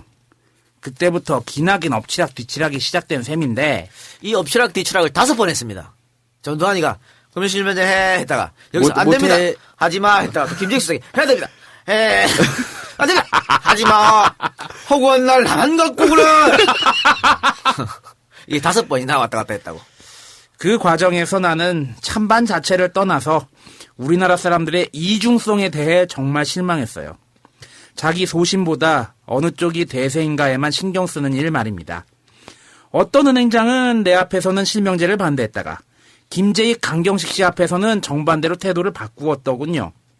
한 컴퓨터 전문가는 내게 실명제 도입에 필요한 전산망 정비 작업이 적어도 5년은 소요된다고 했다가 찬성하는 쪽에는 당장 내일이라도 가능할 것처럼 말하고 심지어 같은 기관이 작성한 금융 관련 통계인데도 내가 받은 것과 김재익 수석이 받은 것이 서로 수치가 달랐던 적도 있습니다. 한심한 노릇이었죠. 오늘 제가 의도치 않게 계속 공무원 관료들 욕하는데 이건 뭐예요 이거. 기회주의잖아. 신념과 소신이 없는 거예요. 여기 가선 이 말하고 그렇지. 저기 가선 저 말하고. 어느 쪽이 힘이 좋지? 눈치 봤다가 저쪽이 세게 말하면 그거 해야죠. 이쪽이 센데? 물론 뻐거가 해 하지마 이렇게 자꾸 하니까 또 거기에 따라 왔다 갔다 하는 거지. 그렇게 그래서 저는 아까 한교안 국무총리 얘기 나왔습니다만 뻐거가 대통령이 되는 것은 전두환 하나로 만족해야 되지 않느냐. 왜? 그야만 가발이야. 이거는 사과해. 이거 사과해. 사과드리겠습니다. 가발이라고 말하는 점 심심한 사과를 드립니다. 아니 그리고 전국에 있는 탈모인들에게 그럴 수 있겠네. 그래. 죄송합니다. 전두환 이후로도 뻐거는 누구나 대통령이 될 수 있습니다. 그래. 야 너도 가잖아 그쪽으로 지금. 그러니까 죄송합니다. 야 회찬이 형 깜짝 놀랐겠다. 그러니까 내가 한교안이 안 된다는 말을 하려고 하다가 오바를 했네. 전국에 계신 탈모인들에게 심심한 위로와 사과의 말씀 드리겠습니다. 그래요. 어쨌든 이 소신 이념이 없어가지고 이런 건데 지금도 그렇잖아요. 황우여 지 원래 소신이 교과서 국정하면 안 된다는 거였어. 대통령이 저렇게 하라니까 바로 찬성으로 돌아서잖아. 국사편찬위원장 김정배 자기 국정하면 안 된다 했다가 바로 돌아섰잖아. 그 스승이 누군데 아유 참. 그래서 뭐 김준엽 총장 이야기 좀 해달라는 사람도 있다고. 했어요. 했는데 너무 짧게 했다. 길게 김준엽만 따로 떼가지고 해달라. 할라 그랬는데 아까 제가 말씀드린 것처럼 너무 계속 슬픈 얘기만 해서. 그렇지. 그래서 김준엽 이야기는 조금 미뤄서 하도록 하겠습니다. 어차피 뭐 국사교과서는 김정은이 계속 할 거니까. 어차피 뭐 박근혜 대통령 옆에 있는 그 십상시라고 불렸던 사람들 내시들은 주대가 없잖아요. 뭐 다 있다오라니까. 자기 소신 이념이 없어요. 없어서 그래. 고대 국사학과 어쩌냐. 아유 참. 답답한 놈들. 그러니까 이런 거 뭐 옛날 지금이나 전혀 바뀐 게 없다는 것이죠. 그리고 이제 아까 총대를 맸다 그랬지 않습니까? 권익현이 그 왜 이 말을 하냐면 다 반대했어 민정당 내에서. 근데 대통령이 해 하니까 고양이 목에 방울을 달아야지 그렇지. 누군가가. 권익현이 왜 총대를 맸냐? 친구잖아. 전도 안 하고. 그렇지. 친구니까 당신이 좀 이렇게 된 거예요. 그리고 또 이 사람들이 잘 쓰는 것 중에 하나가 이런 발언을 할 때는 상징성이 있는 동네에 가서 꼭 하는 것 같아요. 대구 가서 얘기를 하잖아. 그렇죠. 자, 그래서 민정당의 당직자 대다수는 반대했습니다. 당 정책연구소에 있던 재정학 교수 출신인 김종인 의원도 금융실명제를 반대했다. 이 김종인이? 그 김종인입니다. 아이고야. 그러니까 제가 항상 말씀드리는 게 한 번 앞날을 못 내다보면요. 평생 못 내다봐. 이봐. 이때 헛발질 해갖고 결국은 박근혜가 세상을 바꿀 줄 알았지. 택도 없지. 그래서 박근혜한테 시원하게 뒤통수 받고 요즘은 뒷방 늙은이가 돼갖고 삐져가지고. 아이고 참. 아니 누구나 우리 세 명도 박근혜 대통령 안 된다는 아주 간단한 그런 기초적인 걸 생각했는데 김정인 그걸 아이고 이 사람아. 할때 김종인 의원은 금융실명제가 불러올 부작용에 대해서 아주 브레인 역할을 했답니다. 반대 논리를 담당하는 그랬고 또 가장 반대가 심한 사람은 누구였냐? 5공화국 탄생의 산파였던 허삼수 화평되겠죠.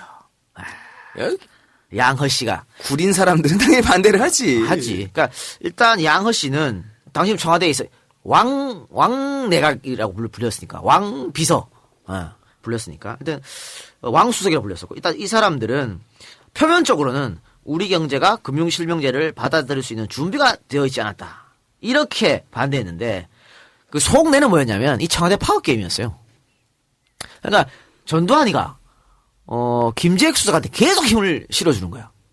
그러니까 김재익이가 보기 싫은 거야. 꼴 보기 싫지. 아니 씨발 누가 목숨 걸고 한강다리 건넜어? 그치? 그렇잖아. 우리가 했는데 어디서 굴러 들어온 김재익한테 자꾸 그렇지. 짜증 나는 거예요. 그래서 김재익을 한번 여기서 콧대를 꺾어놔야 돼. 안 그러면 더 올라간다. 그렇지. 그래가지고 그런 것 때문에 심하게 반대했습니다. 어느 정도였냐면요. 우연히 청와대 경내에 마주쳐가지고 대통령한테 쓸데없는 보고하지 말라고. 화평이가. 그러니까 김수석이 당신 일이나 하라고 막 받았다고. 김수석도 보통 사람이 아니거든. 그래서 허화평이 멱살 쥐고 이 새끼 뭐 이러고 뒤에서 말리고 그 정도였다니까. 야 나이 먹고 죽었다 진짜. 그래서 김수석이 그래서 이렇게 싸우고 허화평이가 모든 청와대 비서들 다 주물럭주물럭 걸었으니까 이렇게 반대하고 이러니까 사표를 냅니다. 대통령한테. 사표 뭐라고 하고 내? 아파요. 속마음은 안 해 씨발 이거지. 속마음은 안 해 씨발이지. 그래서 병원에 입원해버리는데 뻐커가 또 보냈을 거야 사람을. 왜 아픈지 좀 알아봐라. 그런데 멀쩡하거든. 문 열어보니까 멀쩡해. 그러니까 그래서 어떻게 했어요? 허화평 삽수를 쫓아냈지. 그래서 허화평 미국으로 간 거 아니에요. 그렇죠.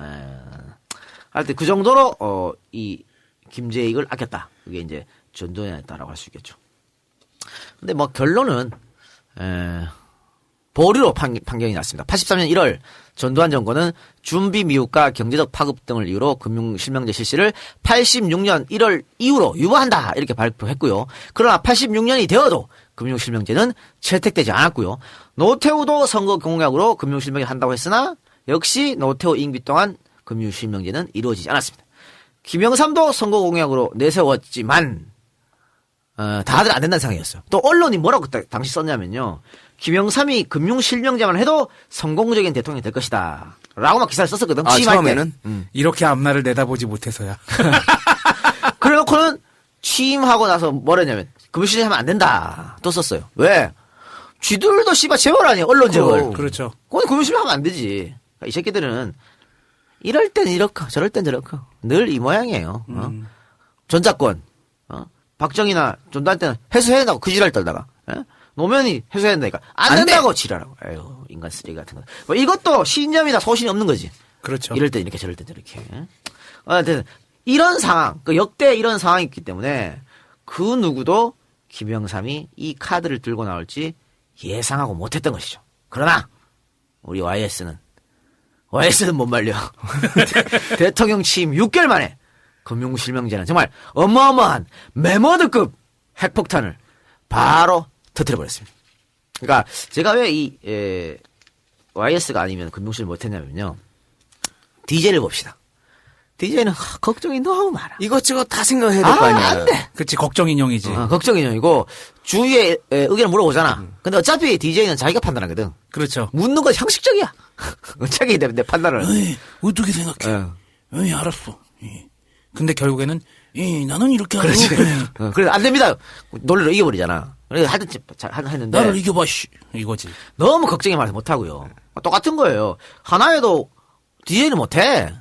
왜냐면 그게 갖고 올 에이, 파장과 못해. 여기저기 연결되어 있는 것들과 이걸 어떻게 한 번에 다 뽑아낼 것인가, 타이밍은 어떻게 할 것인가. 그리고 전두환이나 노태우도 사실 이 군인 출신 힘 있는 대통령도 못했잖아. 찬반 양론이 워낙 갈리고 네. 안 된다고 하니까 전두환도 하라 그랬다가 안 하라 그랬다가 했지 않습니까? 근데 YS는 일단 누가 한 명 해야 된다고 해서 머리가 박혔어. 좋은 건지 나쁜 건지 모르고 박혔어. 금융심의대 떴어. 여기 박혔어. 그 씨발 이거 무조건 좋은 거야. 해야 돼. 약간 차지철 필이 나는데? 그러니까. 사실은, 이 정부 내에서요, 금융실명제를 한다고 알고 있었던 사람이 수명밖에 안 됐어. 아무도 몰랐어. 비서실장도 몰랐어. 야, 이건 어떤 의도의 비밀 작전이 돼버린 거야? 경제 관료들도 몰랐어. 왜 그랬냐면. 김영래 말 안 해줘서 그런 거 아니야? 쑥 말 안 해줬지. 쑥 물어봐. 취임 초에. 금융실명제 하면 뭐 어떻겠노? 하면 이제 찬성론자, 반대론자 있을 거 아니야. 그러면 그다음부터는 반대론자하고 말도 안 했어. 어떤 경제학도 얘기 안 해. 그리고 찬성론자한테는 계속 금융실명제 해야 된다고. 비밀 지켜라. 너 요 새 나가면 니 뭐가지야? 이랬던 거죠. 그러니까 머릿속에 박혀가지고 반대론자 말을 들을 생각도 안 했다니까. 그래서 금융실명제가 됐다는 거예요. 이것이 갖고 올 어떤 그런 아이 파장들을- 몰라 씨발 그런 거. 정강정책 김영삼이잖아. 뭐 그런 게 뭐가 있어. 대통령 기금명령 김영삼 사인하면 되는 건데. 그렇기 때문에 YS 많이 할 수 있었다. 자 여기서 잠깐 전할 말씀 듣고 금융실명제가 뭔지 또 YS는 어떻게 철통 보안을 지키면서 금융실명제 성할 수 있었는지 또 후폭풍은 없었는지 알아보도록 하겠습니다. 판매 수수료가 없어야 진짜 소셜 커머스입니다. 판매 금액의 100%가 판매자에게 정산되는 소셜 커머스가 있습니다. 하루 24시.com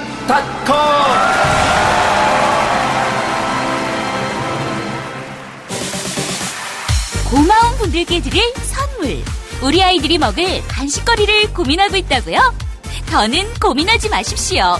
생산자가 직접 판매하니 가격은 다운, 품질은 업. 건강한 농산물을 가장 맛있게 먹는 방법. 하루 24시.com. 네이버와 다음 포털에서 하루 24시.com을 검색하시거나 www.haru24si.com으로 들어오시면 됩니다. 전화 주문과 판매자 모집 문의는 010-4519-1600으로 연락주세요.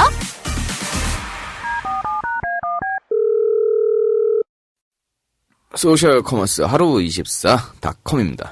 하루 24시.com. 다시.com. haru24si.com. 이런 데 가면 물건들 많이 또 좀 싸게 살 수도 있고 좋은 물건들 직접 연결도 되고 하니까. 소셜 커머스 회사. 네. 그런데 이게 수수료를 안 받는다고 하면 이분들은 뭐 먹고 살지? 다른 데랑 비교해서 뭐 좀 다른 게 있는 게 아닐까? 아니, 그러니까 판매 이분이 이제 이런 것 같아. 본인도 팔아 여기서. 그런데 자기 거만 팔면은 이게 고객들이 많이 못 오잖아. 라인업을 좀 늘리고 싶다. 다양성이 없잖아. 네. 그래서 아마 제가 만들어 놓을 테니까 공짜로 들어와서 파세요 이거 같아. 장터는 내가 만들어 놓을 테니 그렇지. 여러분들 좋은 물건 있으면 올라오셔가지고 사람들과 물건을 거래를 하세요. 왜 이런 짓을 하지? 자기 돈 들어서. 야 소상공인들끼리 뭉쳐가지고 좀 해보려고 하는 거 응원을 못 해줄 망정. 아니 그건 좋은데 소상공인 여러 사람이 합쳐서 하면 모를까. 본인 혼자 사이트 만들고 이제 광고빈에서 광고하고. 왜 흙 파먹고 장사하나? 아니 그러니까 좋은 뜻으로 이해를 해줘야지.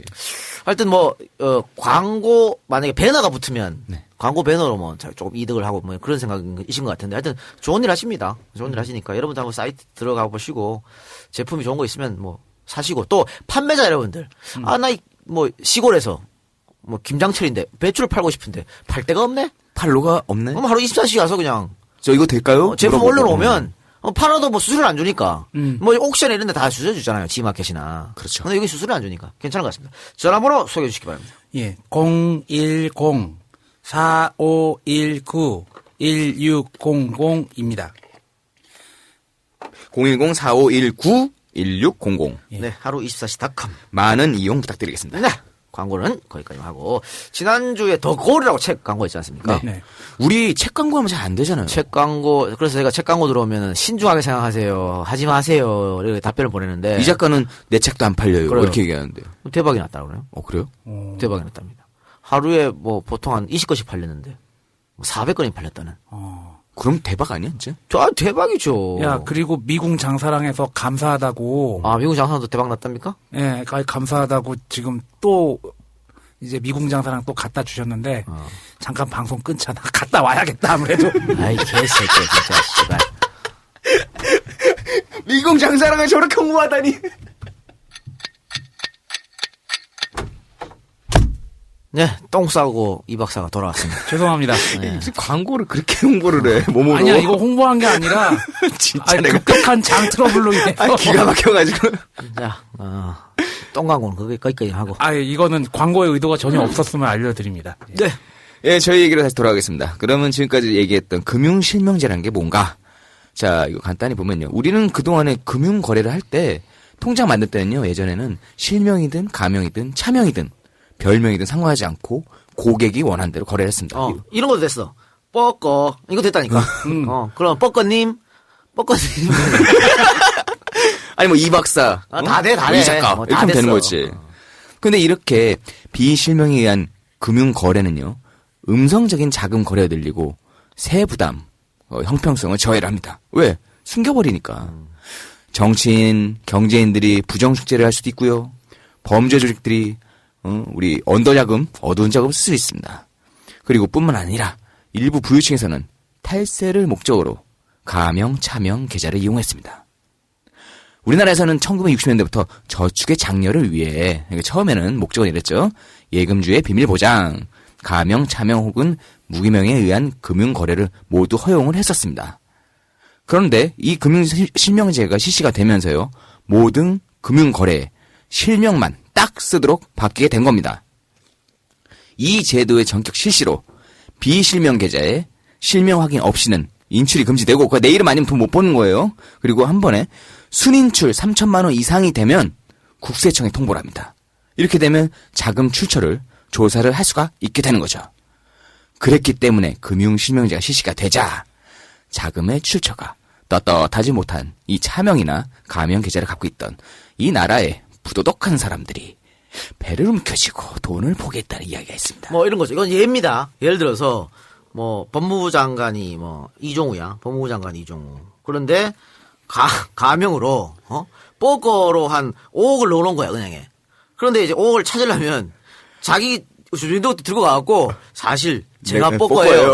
이렇게 되잖아. 그러면 야 이 법무부 장관 이 새끼 봐라. 너 5억 왜 이래 되잖아. 이거 뭐야? 돈 어디서 뭐야? 났어? 출처를 조사 안 들어간다고. 국세청이 들어가잖아. 줬다는 거거든요. 그러니까 씨발 이렇게 하는 사람이 많다. 내도 알면서 못 찾아가는 돈? 못 찾죠.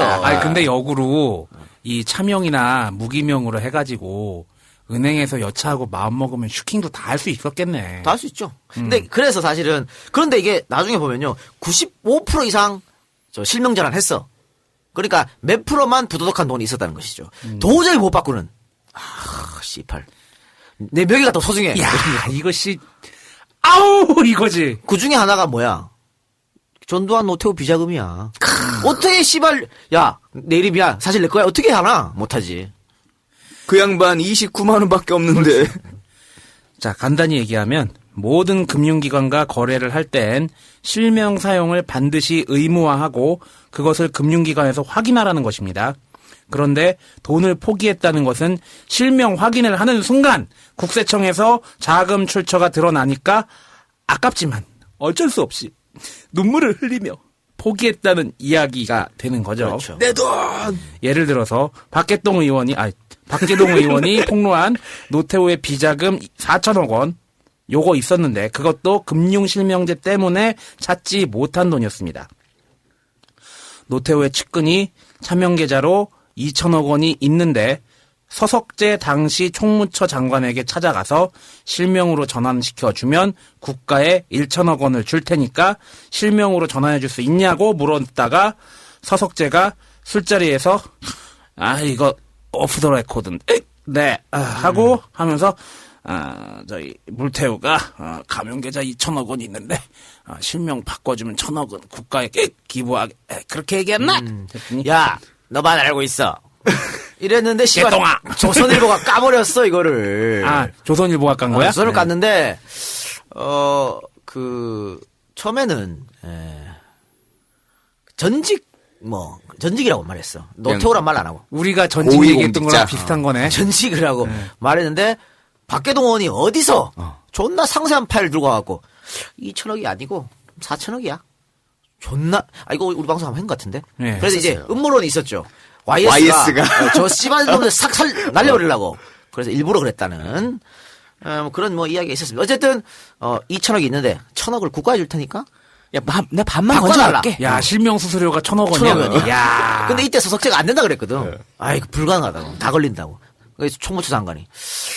그런데 어쨌든 이래서 들통나고 이렇게 되는 거예요. 실제적으로 있었잖아 이런 일이. 그럼 좀 더 디테일하게 김영삼은 어떤 방식으로 언제 어떻게 이 제도를 실시했는지 알아봅시다. 취임 초에 서태지를 능가하는 90%라는 인기를 지지도를 누리고 있던 김영삼은 인기에 취해서 그런지 모르겠지만 혹은 구국의 결심이었는지 어쨌든 모르겠지만 핵폭탄이라고 하는 금융실명제 카드를 만지작거리기 시작했습니다. 당시 경제부총리였던 이경식과 재무부 장관 홍재영을 불러서 다음과 같이 이야기했습니다. 봐라. 난 금융실명제를 생각하고 있다. 극하고 실명제는 나의 대선 공약이요. 근데 국회에서 토론은 절대 안 된다. 기득권의 반발이 불을 보듯 뻔하기 때문이다. 비밀리에 준비하고 실행해라. 단 이것은 보안이 생명이니까 보안이 세면 너희들 옷 벗을 각오를 해라. 오, 진짜 그랬습니다. 근데 이경식과 홍재영은 금융실명제 찬성론자였어. 그래서 얘들한테만 얘기한 거야. 반대는 아예 말도 안 했다니까. 논의 안 하고. 화들짝 놀랐겠죠, 이 두 사람이. 그날부로 특별팀을 가동해서 준비를 하게 됩니다. KDI의 양수길 박사, 김진표 세제심의관 등이 실무진으로 참여했습니다. 김진표가 그 김치와 이 김진표예요. 당연히 엄청나게 보안과 비밀 유지에 힘을 썼죠. 대통령 비서실조차도 까맣게 모르고 있을 정도였습니다. 당시 비서실장이 박관영이었는데 박관영도 몰랐어. 나중에 삐졌다 그러더라고. 비서실장 안 믿은 거야? 그런 것도 있고 자꾸 여러 사람 알게 되면 말이 새난다. 줄이자 이렇게 하지. 이 특별팀은 과천 주공아파트 한 채를 2달간 빌리고 비밀리에 준비 작업에 들어갔습니다. 집주인한테는 그렇게 말했어요. 대학교 교수들인데 통일 연구를 한다. 그래 맨날 시커먼 놈들이 집구석에만 있잖아. 집주인할 수 있잖아. 근데 통일 연구 훌륭한 일 하십니다. 야, 수능 문제 하나 출제해도 다 호텔에 짱 박아놓고 나가지도 못하게 하는데. 특별팀 관계자들은 집에다가는 여보세요?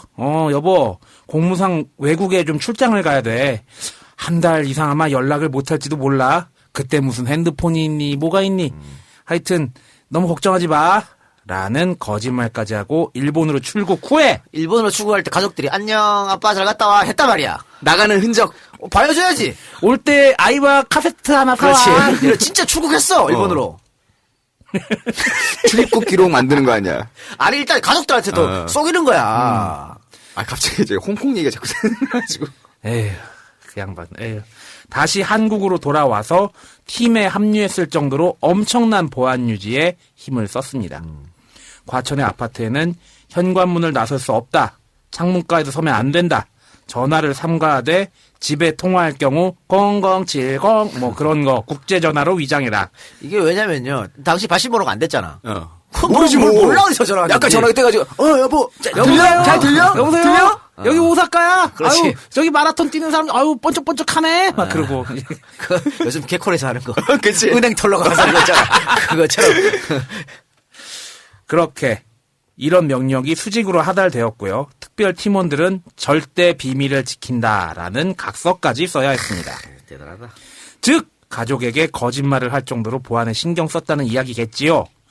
007 같은 첩보 영화에 나오는 정보원처럼 행동들을 한 것입니다. 에스턴 마틴은 탔나 몰라.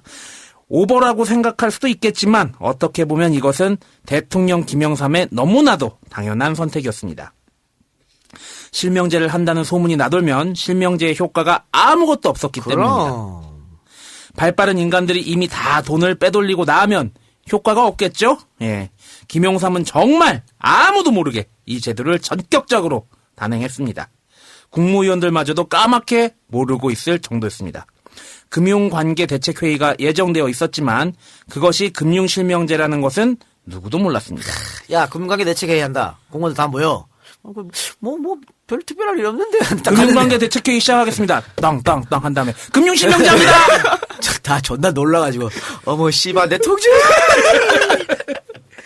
다들 놀랄 노자가 아닐 수 없었겠죠. 그 어떤 정보든 사람의 입을 통하면 줄줄 새게 마련인데 이 박사 장처럼 씨발 줄줄 새야 돼. 이 건은 정말 철저하게 보안이 유지되었던 것입니다. 여기에 맛을 들였던지 YS는 어리석게도 보안 유지를 할 필요도 없는 상황에서도 보안 유지를 하려고 애쓰는 바람에 인사 같은 것은 완전히 망치게 되었습니다. 자, 유능한 A란 인재가 있어. 이 사람을 경제수석으로 쓰고 싶어. 쓰고 싶은데 지금 이거 지금 보안 때문에 머릿속에 보안 이거밖에 안 떠. 얘기를 해. 너 누구라. 근데 말이 샜어. 언론에 누가 경제수석 될 거다. 그럼 취소야 이 사람. 안 써. 안 써. 뭐야 이게 씨발. 아유. 그걸 박근혜가 하고 있잖아 지금. 아니 뭐 얼마 없잖아 근데. 초반에 깜짝 카드, 비밀 보안 유지. 어? 그래서 언론에 하마평 오르는 사람이 거의 된 적이 거의 없어요. 다 이상한 문창극 같은 턱을 윤창극 나오고 턱 올라오고 다 너무 닮았어. 수첩은 박근혜와 마지막 장까지 다 봤겠죠 이제. 결국 8월 12일 목요일 저녁 7시 대통령 김영삼은 대국민 담화를 발표합니다. 이대한 국민 여러분, 드디어 우리는 금융실명제를 실시합니다. 이 시간 이후로 모든 금융거래는 실명으로만 이루어집니다. 금융실명제가 실시되지 않고서는 이 땅의 부정부패를 원천적으로 막을 길이 없고 진정한 분배 정의를 구현할 수 없습니다. 금융실명제는 신한국의 건설을 위해서 그 어느 것보다 중요한 제도입니다. 금융실명제는 계획 중에 계획이요, 우리 시대 계획의 중추이자 핵심입니다. 이제 깨끗한 분은 부끄러움이 아니라 자랑이 될 것입니다. 그리고 국민 모두가 땀 흘려 일하면 일한 만큼 보상받는 사회를 실감할 수 있을 것입니다. 아니 네가 계획하니까 배나고 권핵 그 양반 생각난다. 대통령의 긴급 담화 이후로 모든 금융 거래는 실명으로만 이루어지게 되었습니다. 그리고 가명에서 실명을 전환을 할 경우 최고 5천만 원까지는 자금 출처 조사를 면제를 해줬습니다. 이건 큰 거예요. 5천만 원이면 상당히 큰 돈이네. 그럼 93년이면. 근데 야, 뭐 어느 정도는 그래. 일단 해주는 거야. 아니 먹은 거 뭐 다 토해내라고는 안 할 테니까 일단 실명제는 하자 이거였지. 그러나 2개월의 경과 기한이 지난 후에 실명으로 전환할 경우에는 매 1년간 10%씩 최고 60%까지 과징금을 부과하도록 했습니다. 실명제 실시 전에 1993년 8월 이때 당시 그 가차명 계좌 자금은 33조 정도 됐습니다. 이거는요 당시 대한민국의 금융 자산 330조의 10분의 1에 해당되는 엄청난 금액입니다. 재밌는 거는요 금융실명제 실시 바로 전날 이날이 공직자 재산 등록 마감 날이었습니다. 자, 공직자들은 당연히 그 재산을 신고시에 누락을 시켰을 겁니다. 당연히 안 하지. 그랬는데 그 다음날 금융실명제를 실시한다고 하니까 이러지도 못하고 저러지도 못하는 적 같은 상황에 처해집니다. YS 우리 머리 없는 YS가 이런 쪽으로는 또 잘 굴려. 이거 거의 그 어항 같은 거야. 몰아넣고 물고기 잡는 거야. 야, 공직자 재산 공개 다음날 금융제 실시했잖아. 그러니까 예를 들어 내가 재산 공개를 해. 한 15억 8천만 원이 있습니다. 근데 요거는 이제 내 이름으로 된 거고. 이동형 이름으로 된 거고. 다른 이름으로 된 거. 그거는 이자가로 된 거 한 30억 있어. 그걸 했는데 야, 요거 골 때리는 거잖아. 금융실명제 이거 아유, 이렇게 되는 거지. 아 근데 이걸 YS가 똑똑해가지고 이렇게 타이밍을 맞춰. 그건 아니야. 그건 모르지 뭐. 남한테 뺏는 건 잘해. 그런 승부사 기질은 있어, YS가. 자, 그러면 아까 제가 언론들이 반대 입장을 나타나고 했지 않습니까? 당시 국민과 기업들, 정치권은 어떤 반응이었는지 살펴봅시다. 우선 국민들 대다수는 찬성이었습니다. 실명제 발표 다음 날 한국갤럽이 여론조사를 실시했는데 실명제 찬성한다는 응답이 87.1%, 반대하는 응답이 3.3% 정도로 압도적으로 김영삼의 금융실명제를 지지했습니다. 아니 서민들이야, 국민들이야. 어차피 어떻게 깜깜할 거 없잖아. 깜깜할 거 없지. 뭐 비상금 통장이나 하나 있었겠지. 그렇지. 뭘. 그거 아니면 뭐 애들 이름으로 만든 통장. 그렇지. 나중에 애들 크면은 뭐 좀 주려고. 그거 그냥 가서 내 바꾸면 되지. 그거 바꾸면 되지. 그러니까 이 서민들한테 전혀 문제가 없는 거야. 바꾸면 되지. 그리고 이거 하면은 검은 돈 잡을 수 있다 그러니까 다들 당연히 박수 치지. 네. 그래서 87.1% 압도적으로 지지했습니다. 집권당인 민자당, 지들은 속으로는 배가 아프든 어쨌든 대통령이 한다는데 뭐 어떻게 해. 그래서 대통령의 개혁 의지를 보여준 것으로 환영한다 이렇게 논평을 냈고요. 야당인 민주당은 당연하죠. 금융실명제는 우리 당이 줄기차게 요구한 사항이다. 늦었지만 실시를 환영한다라고 긍정적 답변을 내놓았습니다. 그렇지만 아까 말씀드린 채로 속은 까맣게 타들어갔을 것입니다. 공직자 재산 공개가 끝이 나고 이제 서서히 공개한 재산이 사실인지 아닌지를 확인하는 작업에 들어가는 단계이기 때문에 이 실명제 폭탄이 언제 자기한테 튈지 몰랐기 때문이죠. 그만큼 대한민국 고위계층들은 썩었다는 이야기입니다. 실제로 수많은 정치인들, 판검사들, 장차관들이 이 금융실명제로 인하여 옷을 벗었습니다. 또 돈보다 명예를 중시하는 인간들은 아깝지만 배를 움켜쥐며 가명, 차명 계좌의 돈을 포기하기도 했다. 돈이 아까운 새끼들은 A씨바 사표. 그렇지. 그리고 돈 챙겨가고 그래도 내가 한 자리 해야 되는데 한 놈들은 돈 포기하고 내놓고 반대는 못하였지만 내심 절대 일어나서는 안 되는 일이라고 생각한 실명제. 이게 터지자 우리 재계는 어떠했을까요? 재계도 난리 났을 거 아니야. 돈이 왔다 갔다 한다는데. 그렇죠. 우선 정주영의 현대는 찬성이었습니다. 왜? 이건 뭐 지가 찬성하고 싶어서 찬성이 아니고요. 대선 때 YS한테 까불었다가 대통령 끝나고 박살났잖아. 잡혀 들어갈 판국에 지금 대마불사? 그런 게 어딨어? YS가 죽이라는데. 그룹 전체가 휘청거렸다니까, 그때. 거의 뭐 무쫄 분위기랑 비슷해. 아유, 그러니까 지금 정주영하고 현대는 YS한테 바짝 엎드려야 돼. 그러니까 속으로 반대하고 싶어도 그냥 무조건 YS가 하면 찬성이었습니다. 그러니까 사실은 그 YS가 복수는 처절히 하잖아요. 네. 전부 다 현대를 무너뜨리면 안 된다 그랬다고. 우리 저 대한민국 경제가 휘청거리니까. 근데 YS는 그런 게 어딨어? 나한테 개겼잖아. 그렇지. 아야 없애버릴 거야 그냥. 뻐꺼가 국제그룹 없앤 것처럼 없애버리고 싶었다고. 뻐꺼도 하는데 나는 왜 못해 이렇게. 그런데 차마 그렇게 못했거든. 그러니까 세무조사 실시하고 국민당 없애버리고 정주영이 정계 은퇴. 요 선에서 마무리 지었다고. 또 정주영이 공개적으로 사과하고 내가 대통령이었으면 큰일 날 뻔했다. 이런 말 하게끔 만들고. 굴욕이지 굴욕. 참. 살겠다고 정말 처절하다. 그렇죠. 이게 권력의 힘입니다. 권력의 힘을 그래 왜 자꾸 나 권력을. 누구한테 한 얘기야? 있어. 그러니까 이랬기 때문에 뭐 현대는 무조건 찬성할 수밖에 없었다. 그래서 현대는 찬성. 다음은 대우그룹 봅시다. 김무중은 원래 지론이 금융실명제를 해야 한다는 입장이었습니다. 그러나 지론은 지론이고 실시되면 자기한테도 타격을 올 거 아니겠습니까? 그래서 대놓고 과연 찬성할 수 있을까? 김무중이 자신의 지론처럼. 그런데 비서실로부터 보고를 받은 김무중은 그래? 잘 됐네 하고 웃었다고 합니다. 즉 대우도 찬성입니다. 그럼 좋게 받은 거예요? 그렇죠. 근데 여기도 사실은 정치적 해석이 있어요. 그러니까 김무중도 정치적 선택으로 잘 됐다고 했을 것이다. 왜? 김무중 본래 자기도 대권 나가려고 그랬잖아. 뭐 새한당인가 뭐 씨발 이런 거 만들어가지고 나가려고 그랬어요. 그때 뭐 이종찬 이런 애들이 YS한테 져가지고 당 하나 만들자 그래갖고 대통령 후보가 없으니까 이제 김무중 부르려고 그랬거든. 근데 YS는 그냥 장사꾼이 정치하는 것 자체를 싫어해. 그렇지. 그러니까 만약에 나는 YS 시절에 아무것도 못했을 거야. 그렇지. 어따 대고 장사꾼이 이랬을 거예요. 하여튼 아주 싫어하기 때문에 김무중도 YS에게는 예쁜 자식이 아니었다 하는 거죠. 거다가 김무중은 DJ하고 친하잖아. YS보다는. 이거 친했었지. YS보다 훨씬 친했고 아니 그 서슬퍼런 군부정권에도 뭐 몰래 DJ한테 정치자금 준 게 김우중인데. 김우중 그리고 그 전에도 237 정치력이라는 게 아주 옛날에는 저기 박근혜 대통령도 모셨잖아. 아니 그거는 뭐 박근혜 영예일 때 먹고 살라고 다 한 거지. 어쨌든 이런 상태였기 때문에 대우의 김우중도 현대 정주영처럼 현 정부 정책에 찬성을 할 수밖에 없는 상태였습니다. YS가 DJ도 어떻게 하고 싶었거든. 근데 이기고 이랬으니까 또 외국 간다 그러니까 가 이래 보내준 거잖아.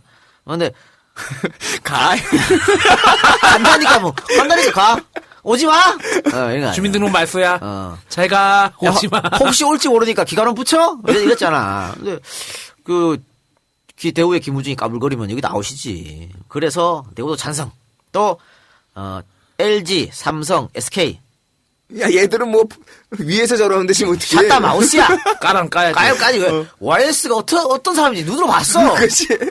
그동안 대한민국을 휘어잡았던 별들을 한순간에 다 날려버렸는데 가만히 있어야겠다.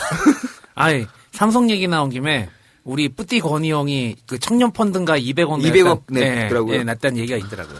건희 형, 삼성 특집판 내가 5편으로 준비할 테니까. 그 다음 얘기는, 그러니까. 빨리 마무리 지읍시다. 독한 멘트야. 빨리 승계 빨리 하시고. 마무리 지읍시다. 뭐 어차피 할 거 아니야? 그렇지. 빨리 해서, 우리 병철이 형부터 차례로 한번 파보자고. 아니, 이 작가가 요즘 애 키우고 그래서 마음이 많이 여려졌어요. 이럴 때 하면 딱 좋아. 아니야. 다시 전투력을 강화시켜가지고. 병철이 형이 말이죠. 경남 지역에 기생머리를 제일 많이 올려준 사람이. 우리 까라야. 뭘 우리 까라야! 이러면서. 나는 이러니까 욕 먹는 거야. 아니, 그거부터 시작해가지고 내가 아주 싸그리 흔들어 주겠어. YS는 복수는 처절하게. 이 작가는 옷가내는 처절하게. 아이고, 참, 하여튼. 그러면은, 기생들 얘기 나오는 거야, 그러면? 나오죠. 나오는 거예요. 그러나, 삼성에서 또, 와이로를 우리한테 주면. 한 3편 정도에서? 아니, 5편 하는데 빨아주지. 싹 바뀌어? 기생을 왜 불렀을까? 왜 기생들 머리를 올려줬을까? 나라 경제를 위해서. 근데 또 삭발할 수 있다. 와이로 부탁해요. 사실 삼성그룹이 항상 하는 일이 그거거든. 이거잖아. 여론 확인하고. 여론. 지금 쭈삣 할 거야. 이제에서 씨발 한다고 자꾸 얘기하고 있으니까. 원래 사카린 얘기도 재밌는 거 폭탄은 들고 있어야 강하잖아. 내가 계속 언급할 거다. 이런 말씀을 드리고. 야, 차라리 그거 하고 끝낼 수도 있겠는데? 제가 이번에 지금 요즘에 제가 이제에서 재벌 이야기 하지 않는 이유가 제가 책을 쓰고 있기 때문에 그러진 않습니까? 재벌 책 쓰기 때문에 중복되니까. 그래 이제 그래서 안 쓰고 있는데, 이제 재벌 이야기를 안 하고 있는데. 사람들이 많이 기다려. 네, 근데 그 책에 말이죠. 제가 쓰고 있는 재벌 책에 삼성 얘기가 없어요. 그거는 이제 살라고 일부러 안 쓴 거야. 기다려라. 그래요. 또 이제 미국 알아봅시다. 실명자 터졌을 때 미국은 어땠을지. 미국의 반응도 역시 조용했습니다. 왜냐? 내정 간섭으로 비춰질 수 있기 때문에. 김용삼 정부의 선택을 존중한다라는 식으로 짧게 논평만 했습니다. 대통령의 긴급명령 발표 나흘 후 국회는 임시국회를 열어서 승인 절차를 밟았는데 이게 뭡니까? 이래서야 되겠습니까? 라고 했던 김동길 한 명만 반대했습니다. 그래서 저는 국가에서 원로라고 불리는 사람들은 참 원로가 나발이고 그냥 집구석에서 가만히 있으면 좋겠습니다. 짜증납니다 진짜. 사람이 나이값을 해야지. 그러니까 뭐 하는지 진짜 추잡하게. 새삼 느낀다니까. 나는 진짜 곱게 늙어야겠다. 그러니까. 또 김동길 씨든 말이죠. 이게 그냥 조용하게 넘어갔지만 시끄러웠어. 제자하고 이게 해가지고 제자가 그렇지. 고발하고 나이 차이 존나 많은 제자가 그때는 뭐 저게 있었잖아. 김동길 씨야 뭐 총각이니까 간통은 아니지만 혼인빙자 간음죄 이런 게 있었거든. 혼빈가는 오랜만에 듣습니다. 혼빈가. 혼빈 나하고 결혼한다 그래놓고 네가 날 따먹었지. 이게 혼빈간 아니야. 야, 너무 명확하게 정리하지 마. 그러니까 그것 때문에 이제 조용히 살시기 바랍니다. 김동일 특집도 할 수도 있어요. 재밌겠다. 재밌겠는데. 그럼 이 금융실명제를 문민정부에서 왜 실시했는지 장단점이 뭔지 한번 보겠습니다. 금융거래를 가명이나 차명으로 하게 되면 당연히 세금 탈루의 문제가 드러납니다. 또한 주식, 자본 등 거래가 불공정하게 이루어지고 기업이나 큰 손들, 정치인들의 비자금 확보가 용이해집니다. 이러한 것을 막기 위해서 금융실명제가 실시된 거죠. 그러나 당연히 부작용도 있었습니다. 지하경제가 완전히 비활성화되고 주식시장에서 큰 활약을 했던 가명의 큰손들이 주식시장에서 퇴장해버리고 퇴장당한 거죠. 금값과 금리는 올라가게 돼 있었기 때문에 기초적인 금융시장이 약한 우리나라는 그 충격을 소화할 수 없다는 논리였습니다. 그렇기 때문에 혹자는 이 금융실명제가 IMF를 불러왔다고도 이야기합니다. 그렇습니다. 그래서 진짜로 금융실명제 실시하고 우려한 것과 같이 금융실명제 실시한 다음 날, 오늘부터 합니다라고 발표한 그 다음 날, 또 그 다음 날 이틀 연속으로 주식은 엄청나게 폭락했습니다. 금값 또한 기하게 올라갔습니다. 당연 사채시장의 금리도 고공행진을 계속합니다. 김영삼이 금융실명제를 발표하고 며칠 만에 나라가 절단날 위기에 처한 것이죠. 주식시장은 금융실명제 발표일 다음 날인 금요일 주가가 30포인트 정도가 빠져나갔습니다. 당시 우리 주가가 600포인트 정도였거든요. 600, 650 이랬는데 금융실명제 실시 이 발표 하나로 주가 총액의 5% 날아간 거야. 그렇지. 흔들리죠. 근데 그 다음날 주가 또 떨어졌거든요. 역시 30포인트 이상 빠져나가요. 총 이틀 만에 60포인트가 빠져나간 거예요. 그럼 거기 시장이 박살났다고 박살난 거예요. 1000개 이상 되는 종목들이 전부 하한가를 때렸어요. 사채시장은 말 그대로 아비규환이 되고 말았습니다. 돈의 흐름은 정지되었고 이자는 시시각각 올라갔습니다. 사실은 이 사채시장을 개인들이 거래한다고 생각하지만 천만의 말씀입니다. 우리 기업도 다 사채시장 돈 썼거든. 뭐 드라마에서도 많이 보였어요. 그러니까 1금융, 2금융 다 사채로 갔었어요. 그랬기 때문에 사채시장도 아비규환이었고 이렇게 되자 금융실명제를 실시하면 큰일 난다고 주장했던 권력자들과 기득권자들의 반대 논리가 현실에 들어맞게 되는 것이었죠. 이런 부작용을 예견했던 정부는 발표 때 한 가지 안전장치를 마련했었습니다. 그것은 예금의 5천만 원까지는 그 돈의 출처를 묻지 않겠다라고 하는 것이었습니다. 아까 얘기했었던 대로 이 돈 규모가 꽤 되는 거예요. 아이고 크다니까 이 돈은. 다음 날부터 은행은 실명으로 전화하려는 고객들로 미어 터집니다. 그리고 우리의 더 많은 사채업자들, 수십억의 차명 계좌를 가지고 있던 고위 공직자들, 정치인들, 관료들은 은행 앞에서 들어가지는 못하고 머리를 쥐어 짜고 있었습니다. 내 돈. 그리고 발 빠르고 눈치 빠른 인간들은 어머 금융실명제야? 이 씨발 이제 부동산 실명제네. 부동산 실명제와 대비해서 그쪽으로 벌써 움직이기 시작했습니다. 부동산도 아무 날이면 막 샀거든. 그렇죠. 참여이 가능하니까 이제. 그럼 뭐 내가 사는데 우리 조카 이름을 사놓고, 그렇죠. 응? 야 너 땅 좀 관리했는데 나중에 이거 실명제 딱 되니까 삼촌 제 거예요. 이렇게 된다니까. 그런 거 많았다니까. 아까 뭐 롯데 얘기도 했지만 롯데 얘기도 결국은 부동산 실명제 금융실명에 연결되는 겁니다. 그랬습니다. 어쨌든 엄청난 혼란이 왔는데요. 이렇게 사채시장과 기득권자들이 혼란에 빠졌는데 반해 국민들은 대개가 아까 설명한 대로 금융실명제를 환영하는 분위기였고요. 그러니까 국민들이 김영삼의 손을 들어주니까 김영삼이 더더욱 이 다음 정책들을 세게 밀고 나갈 수 있었던 것이죠. 또 해외 언론들도 김영삼의 선택이 장기적으로 한국 경제에 도움을 줄 것이라고 긍정적 보도 태도를 나타냈습니다. 제가 항상 말씀드리지만 한국 경제에 관한 거는요. 외국 언론을 보세요. 한국 언론 보면 좆됩니다. 어차피 한국 언론은 정치 논리에 따라서 기사를 쓰거든. IMF 때도 터지기 바로 직전에 한국 경제 괜찮다고 개쌍 지랄했던 건 대한민국 언론 아니었어. 그리고 결국은 죽어라는 거는 일반 시민들. 그러니까 이때도 우리 언론은 주식이 폭락하고 큰일 났다. 금융실명제 철회해야 된다고 지랄을 했거든. 근데 외국 언론 괜찮다. 앞으로 한국 경제가 탄탄해질 거다. 외국 언론을 보세요. 제3자의 눈으로 쓴 글들을 보시기 바랍니다.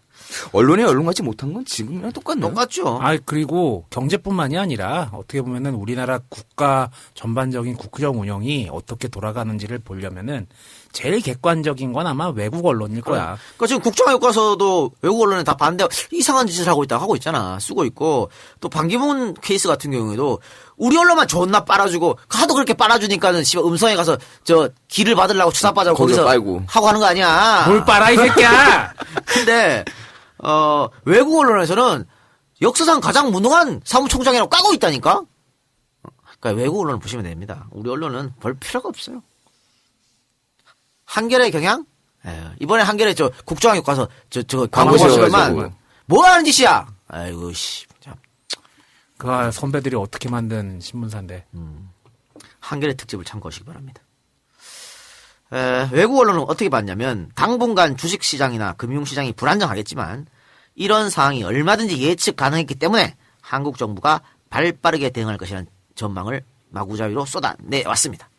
이런 장밋빛 전망에 따른 것인지 주식시장은 주말을 기점으로 수그러들 조짐이 보이더니 이내 본래의 모습으로 돌아왔다 하는 것이죠. 며칠만 빠졌지 바로 돌아왔어. 또 사채꾼들과 가명으로 큰 돈을 보유하고 있던 큰 손들의 계좌가 기간으로 유입되며 정상적이고 투명한 거래가 시작된 것입니다. 그러니까 금융실명제가 실시했기 때문에 지하 검은 돈이 갈 데가 없잖아요. 어디가? 주식 투자 이런 데로 부동산으로 통장 만들어야겠네 이거 답이 없네 이렇게 되는 거지. 굴러올 수밖에 없는 거야. 이렇게 되니까 주가가 올라가기 시작하는 것이죠. 그렇죠. 투자가 여기에 몰리는 거지. 그러니까 옛날에는 주식 투자할 필요가 없었어. 아니 돈 빌려주고 이자 받으면 되는데 거기다 의자율도 얼마나 높았어. 저축장려한다고. 근데 그게 이제 안 되니까 야 정상적으로 투자를 해서 먹는. 그러니까 사실 돈이 주식에 몰리면은 이게 기업들을 키우는 도움이 거거든요. 되죠. 그렇죠. 약간 저기 사채 시장에 있었던 무슨 뭐 방배동 김여사 이런 분들이 이제 원래는 기업 사장들 만나는 시간에 이제 거기 여의도에 가서 앉아 있는 거죠. 일수가방 들고 다니다가 그래. 이제 여의도나 뭐 아니면은 저기 일산금융거래소 가는 거지 뭐. 그리고 이제 사채 시장도 정상화되어 갔습니다. 오히려 금융실명제 실시로 그동안 음지에서 이루어지던 그 금전거래가 양지로 끌어올려져서 사채 시장의 양성화에 도움이 되었다. 이런 주장도 있습니다. 당연히 그동안 엄청나게 탄로했던 사채꾼들의 세금도 나라로 착착 환수되었습니다. 뭐 이거 대부업이라고 말하지만 뭐 신고도 안 하고 지들끼리 주고받고 하는 건데 세금이 어디 있어요 이게? 그렇죠. 네, 이제 그것도 돌아왔던 것이죠. 우려했던 사항들이 여기저기 터졌지만 그 충격파는 최소한의 것이었다라고 할 수 있겠죠. 그리고 금융실명제는 서서히 자리를 잡아갔습니다. 그리고 이제 김영삼 대통령이 이 이후에 이제 보완책 그러니까 차명 계좌도 원천적으로 막을 수 있는 그런 거 준비했는데 뭐 IMF 터져서 지금 그런 그런 거 생각할 겨를이 없었죠. 근데 지금까지 그게 내려와서 그것도 빨리 보완책을 마련해야 되지 않을까. 뭐 지금 마음만 먹으면 다 하잖아. 뭐 대포 통장도 만들고 다 하잖아요. 그래서 그걸 또 범죄 이용하기도 하고. 그래서 요즘은 통장 만들기 되게 힘들어요. 존나 힘들다 그러더라고. 그러니까 자꾸 이 서민들만 힘들게 해. 그럼 아니 우리 협동조합 할 때 나 이사장이었잖아. 그때 통장을 여러 개 만들어야 되잖아. 왜냐하면은 조합원들이 여러 루트로 돌아야 되니까. 그렇지. 은행에서 이 은행에서 다른 은행으로 타행으로 계좌 이체를 할 경우에는 수수료가 붙으니까 그 수수료라도 아껴드리게 하겠다고 여러 곳에 계좌를 만들었단 말이오. 야, 통장 만드는데 1시간 걸리더라. 요즘은 더해요. 요즘은 더해. 야, 뭐 월급 통장 만들려 그러면 그러면 그 뭐 회사 다니는 거. 존나 취업 힘들래요. 증명서? 뭐가 재직 증명서 이런 거 가져오라 그래. 참. 그러니까 지들 편하려고 지금 은행에서 이런다니까. 뭐 이제 잡을 놈들 안 잡고 있다고 걸 하고 있어요. 아까 전에 제가 금융실명제가 IMF를 불러왔다 이런 주장도 있었다는데 어떻게 생각하십니까? 이거 하나만 원인은 아니지 뭐. 그러니까 물론 그 금융실명제가 IMF를 불러온 원인이 하나가 될 수는 있겠지만 이거는 아주 결정적인 원인은 아니고 아주 미미한 원인이고 결국엔 뭐 내가 볼 때는 박정희 정권 때부터 해왔던 경제 정책들과 거기에서 쌓였던 그 적폐들이 그렇게 한꺼번에 터진 게 IMF 사태가 아닌가 싶어요. 그러니까 금융실명제 때문에 IMF가 왔다는 것은 우리 금융시장이 족같다는 걸 인정하는 안 되잖아. 그러니까 우리는 검은 돈으로 거래하고 음성적으로 거래해야만 성장하는 나라라고밖에 안 되는 거예요. 예. 그리고 저건 93년에 그리고 이걸 실시해가지고 IMF는 98년에 터졌는데 97년 연말에 그걸 몇 년 동안 그건 저는 말이 안 된다. 그러니까 국가가 영양 상태가 정상적으로 이렇게 공급돼서 온 게 아니라 약간 좀 비정상적으로 국가가 운영이 되어 왔잖아요. 특히 경제적으로. 그렇게 왔죠. 예. 그러니까 몸에서 뽀드락제 하나 나서 이게 짜내가지고 고기 이제 짜냈는데 결국엔 나중에 보니까 암 때문인 거야. 이 사람이 쓰러진 게. 그건 똑같은 거지. 근데 그 뽀드락제 하나 때문에 이 사람이 쓰러졌다고 얘기할 수는 없는 거잖아. 그리고 금융실명제 때문에 IMF가 왔다 그러면 다른 나라 금융실명제 하는 나라들은 뭐예요? IMF가 왔었어야 될 거야. 그러니까. 금융시장도 경제가 휘청하던가 했었어야지. 그런 거 없잖아요. 이거는 그냥 나 YS 깎아내리기 위한 그런 게 아닌가. YS가 너무 저평가돼 있어서 사실은 아니 아무리 YS가 진짜 경제 정책을 잘못해가지고 환란이 왔다 그러지만 그게 꼭 그 환란이 YS 때문에 할 수 없잖아. 그동안 쌓았던 적폐가 거기서 터진 거고. 그렇다고 해서 MB보다 못한 사람이야 YS가? 박근혜보다 못한 사람인가? 그런 거 아니라고 보거든. 다만 이제 YS 때쯤 되니까 그동안 있었던 그런 적폐들이 이제 결과로 보여지는 거예요. 무슨 그 대형 사고들 이런 것들도 기간 동안 있었던 모든 부실과 야로들과 이런 것들이 거기서 이제 증상이 나와버린 거지. 뭐 어찌됐든지 내가 볼 때는 이거 저거 해도 제일 욕먹어야 될 거가 너무 커. 3당 합당. 그게 너무 크기 때문에 그리고 어떻게 보면 이 문제들이 결국에는 그 적폐의 원인이 됐던 그 사람들을 그대로 살려준 게 된 계기 아니야. 그런 부분도 있다고 봐요, 저는. 그래도 저는 어쨌든 DJ 노무현 다음이라고 봅니다. 독재를 안 했잖아. 이승만 박정희처럼. 사람은 안 죽였잖아. 그렇지. 아니 죽이긴 죽였지. 뭐 노동자 탄압하고 그런 거. 야이씨. 박정희 이승만이 비하면 아무것도 아니지. 그런 걸 말할 수 없는 거고. 그래요. 자 마무리해 봅시다.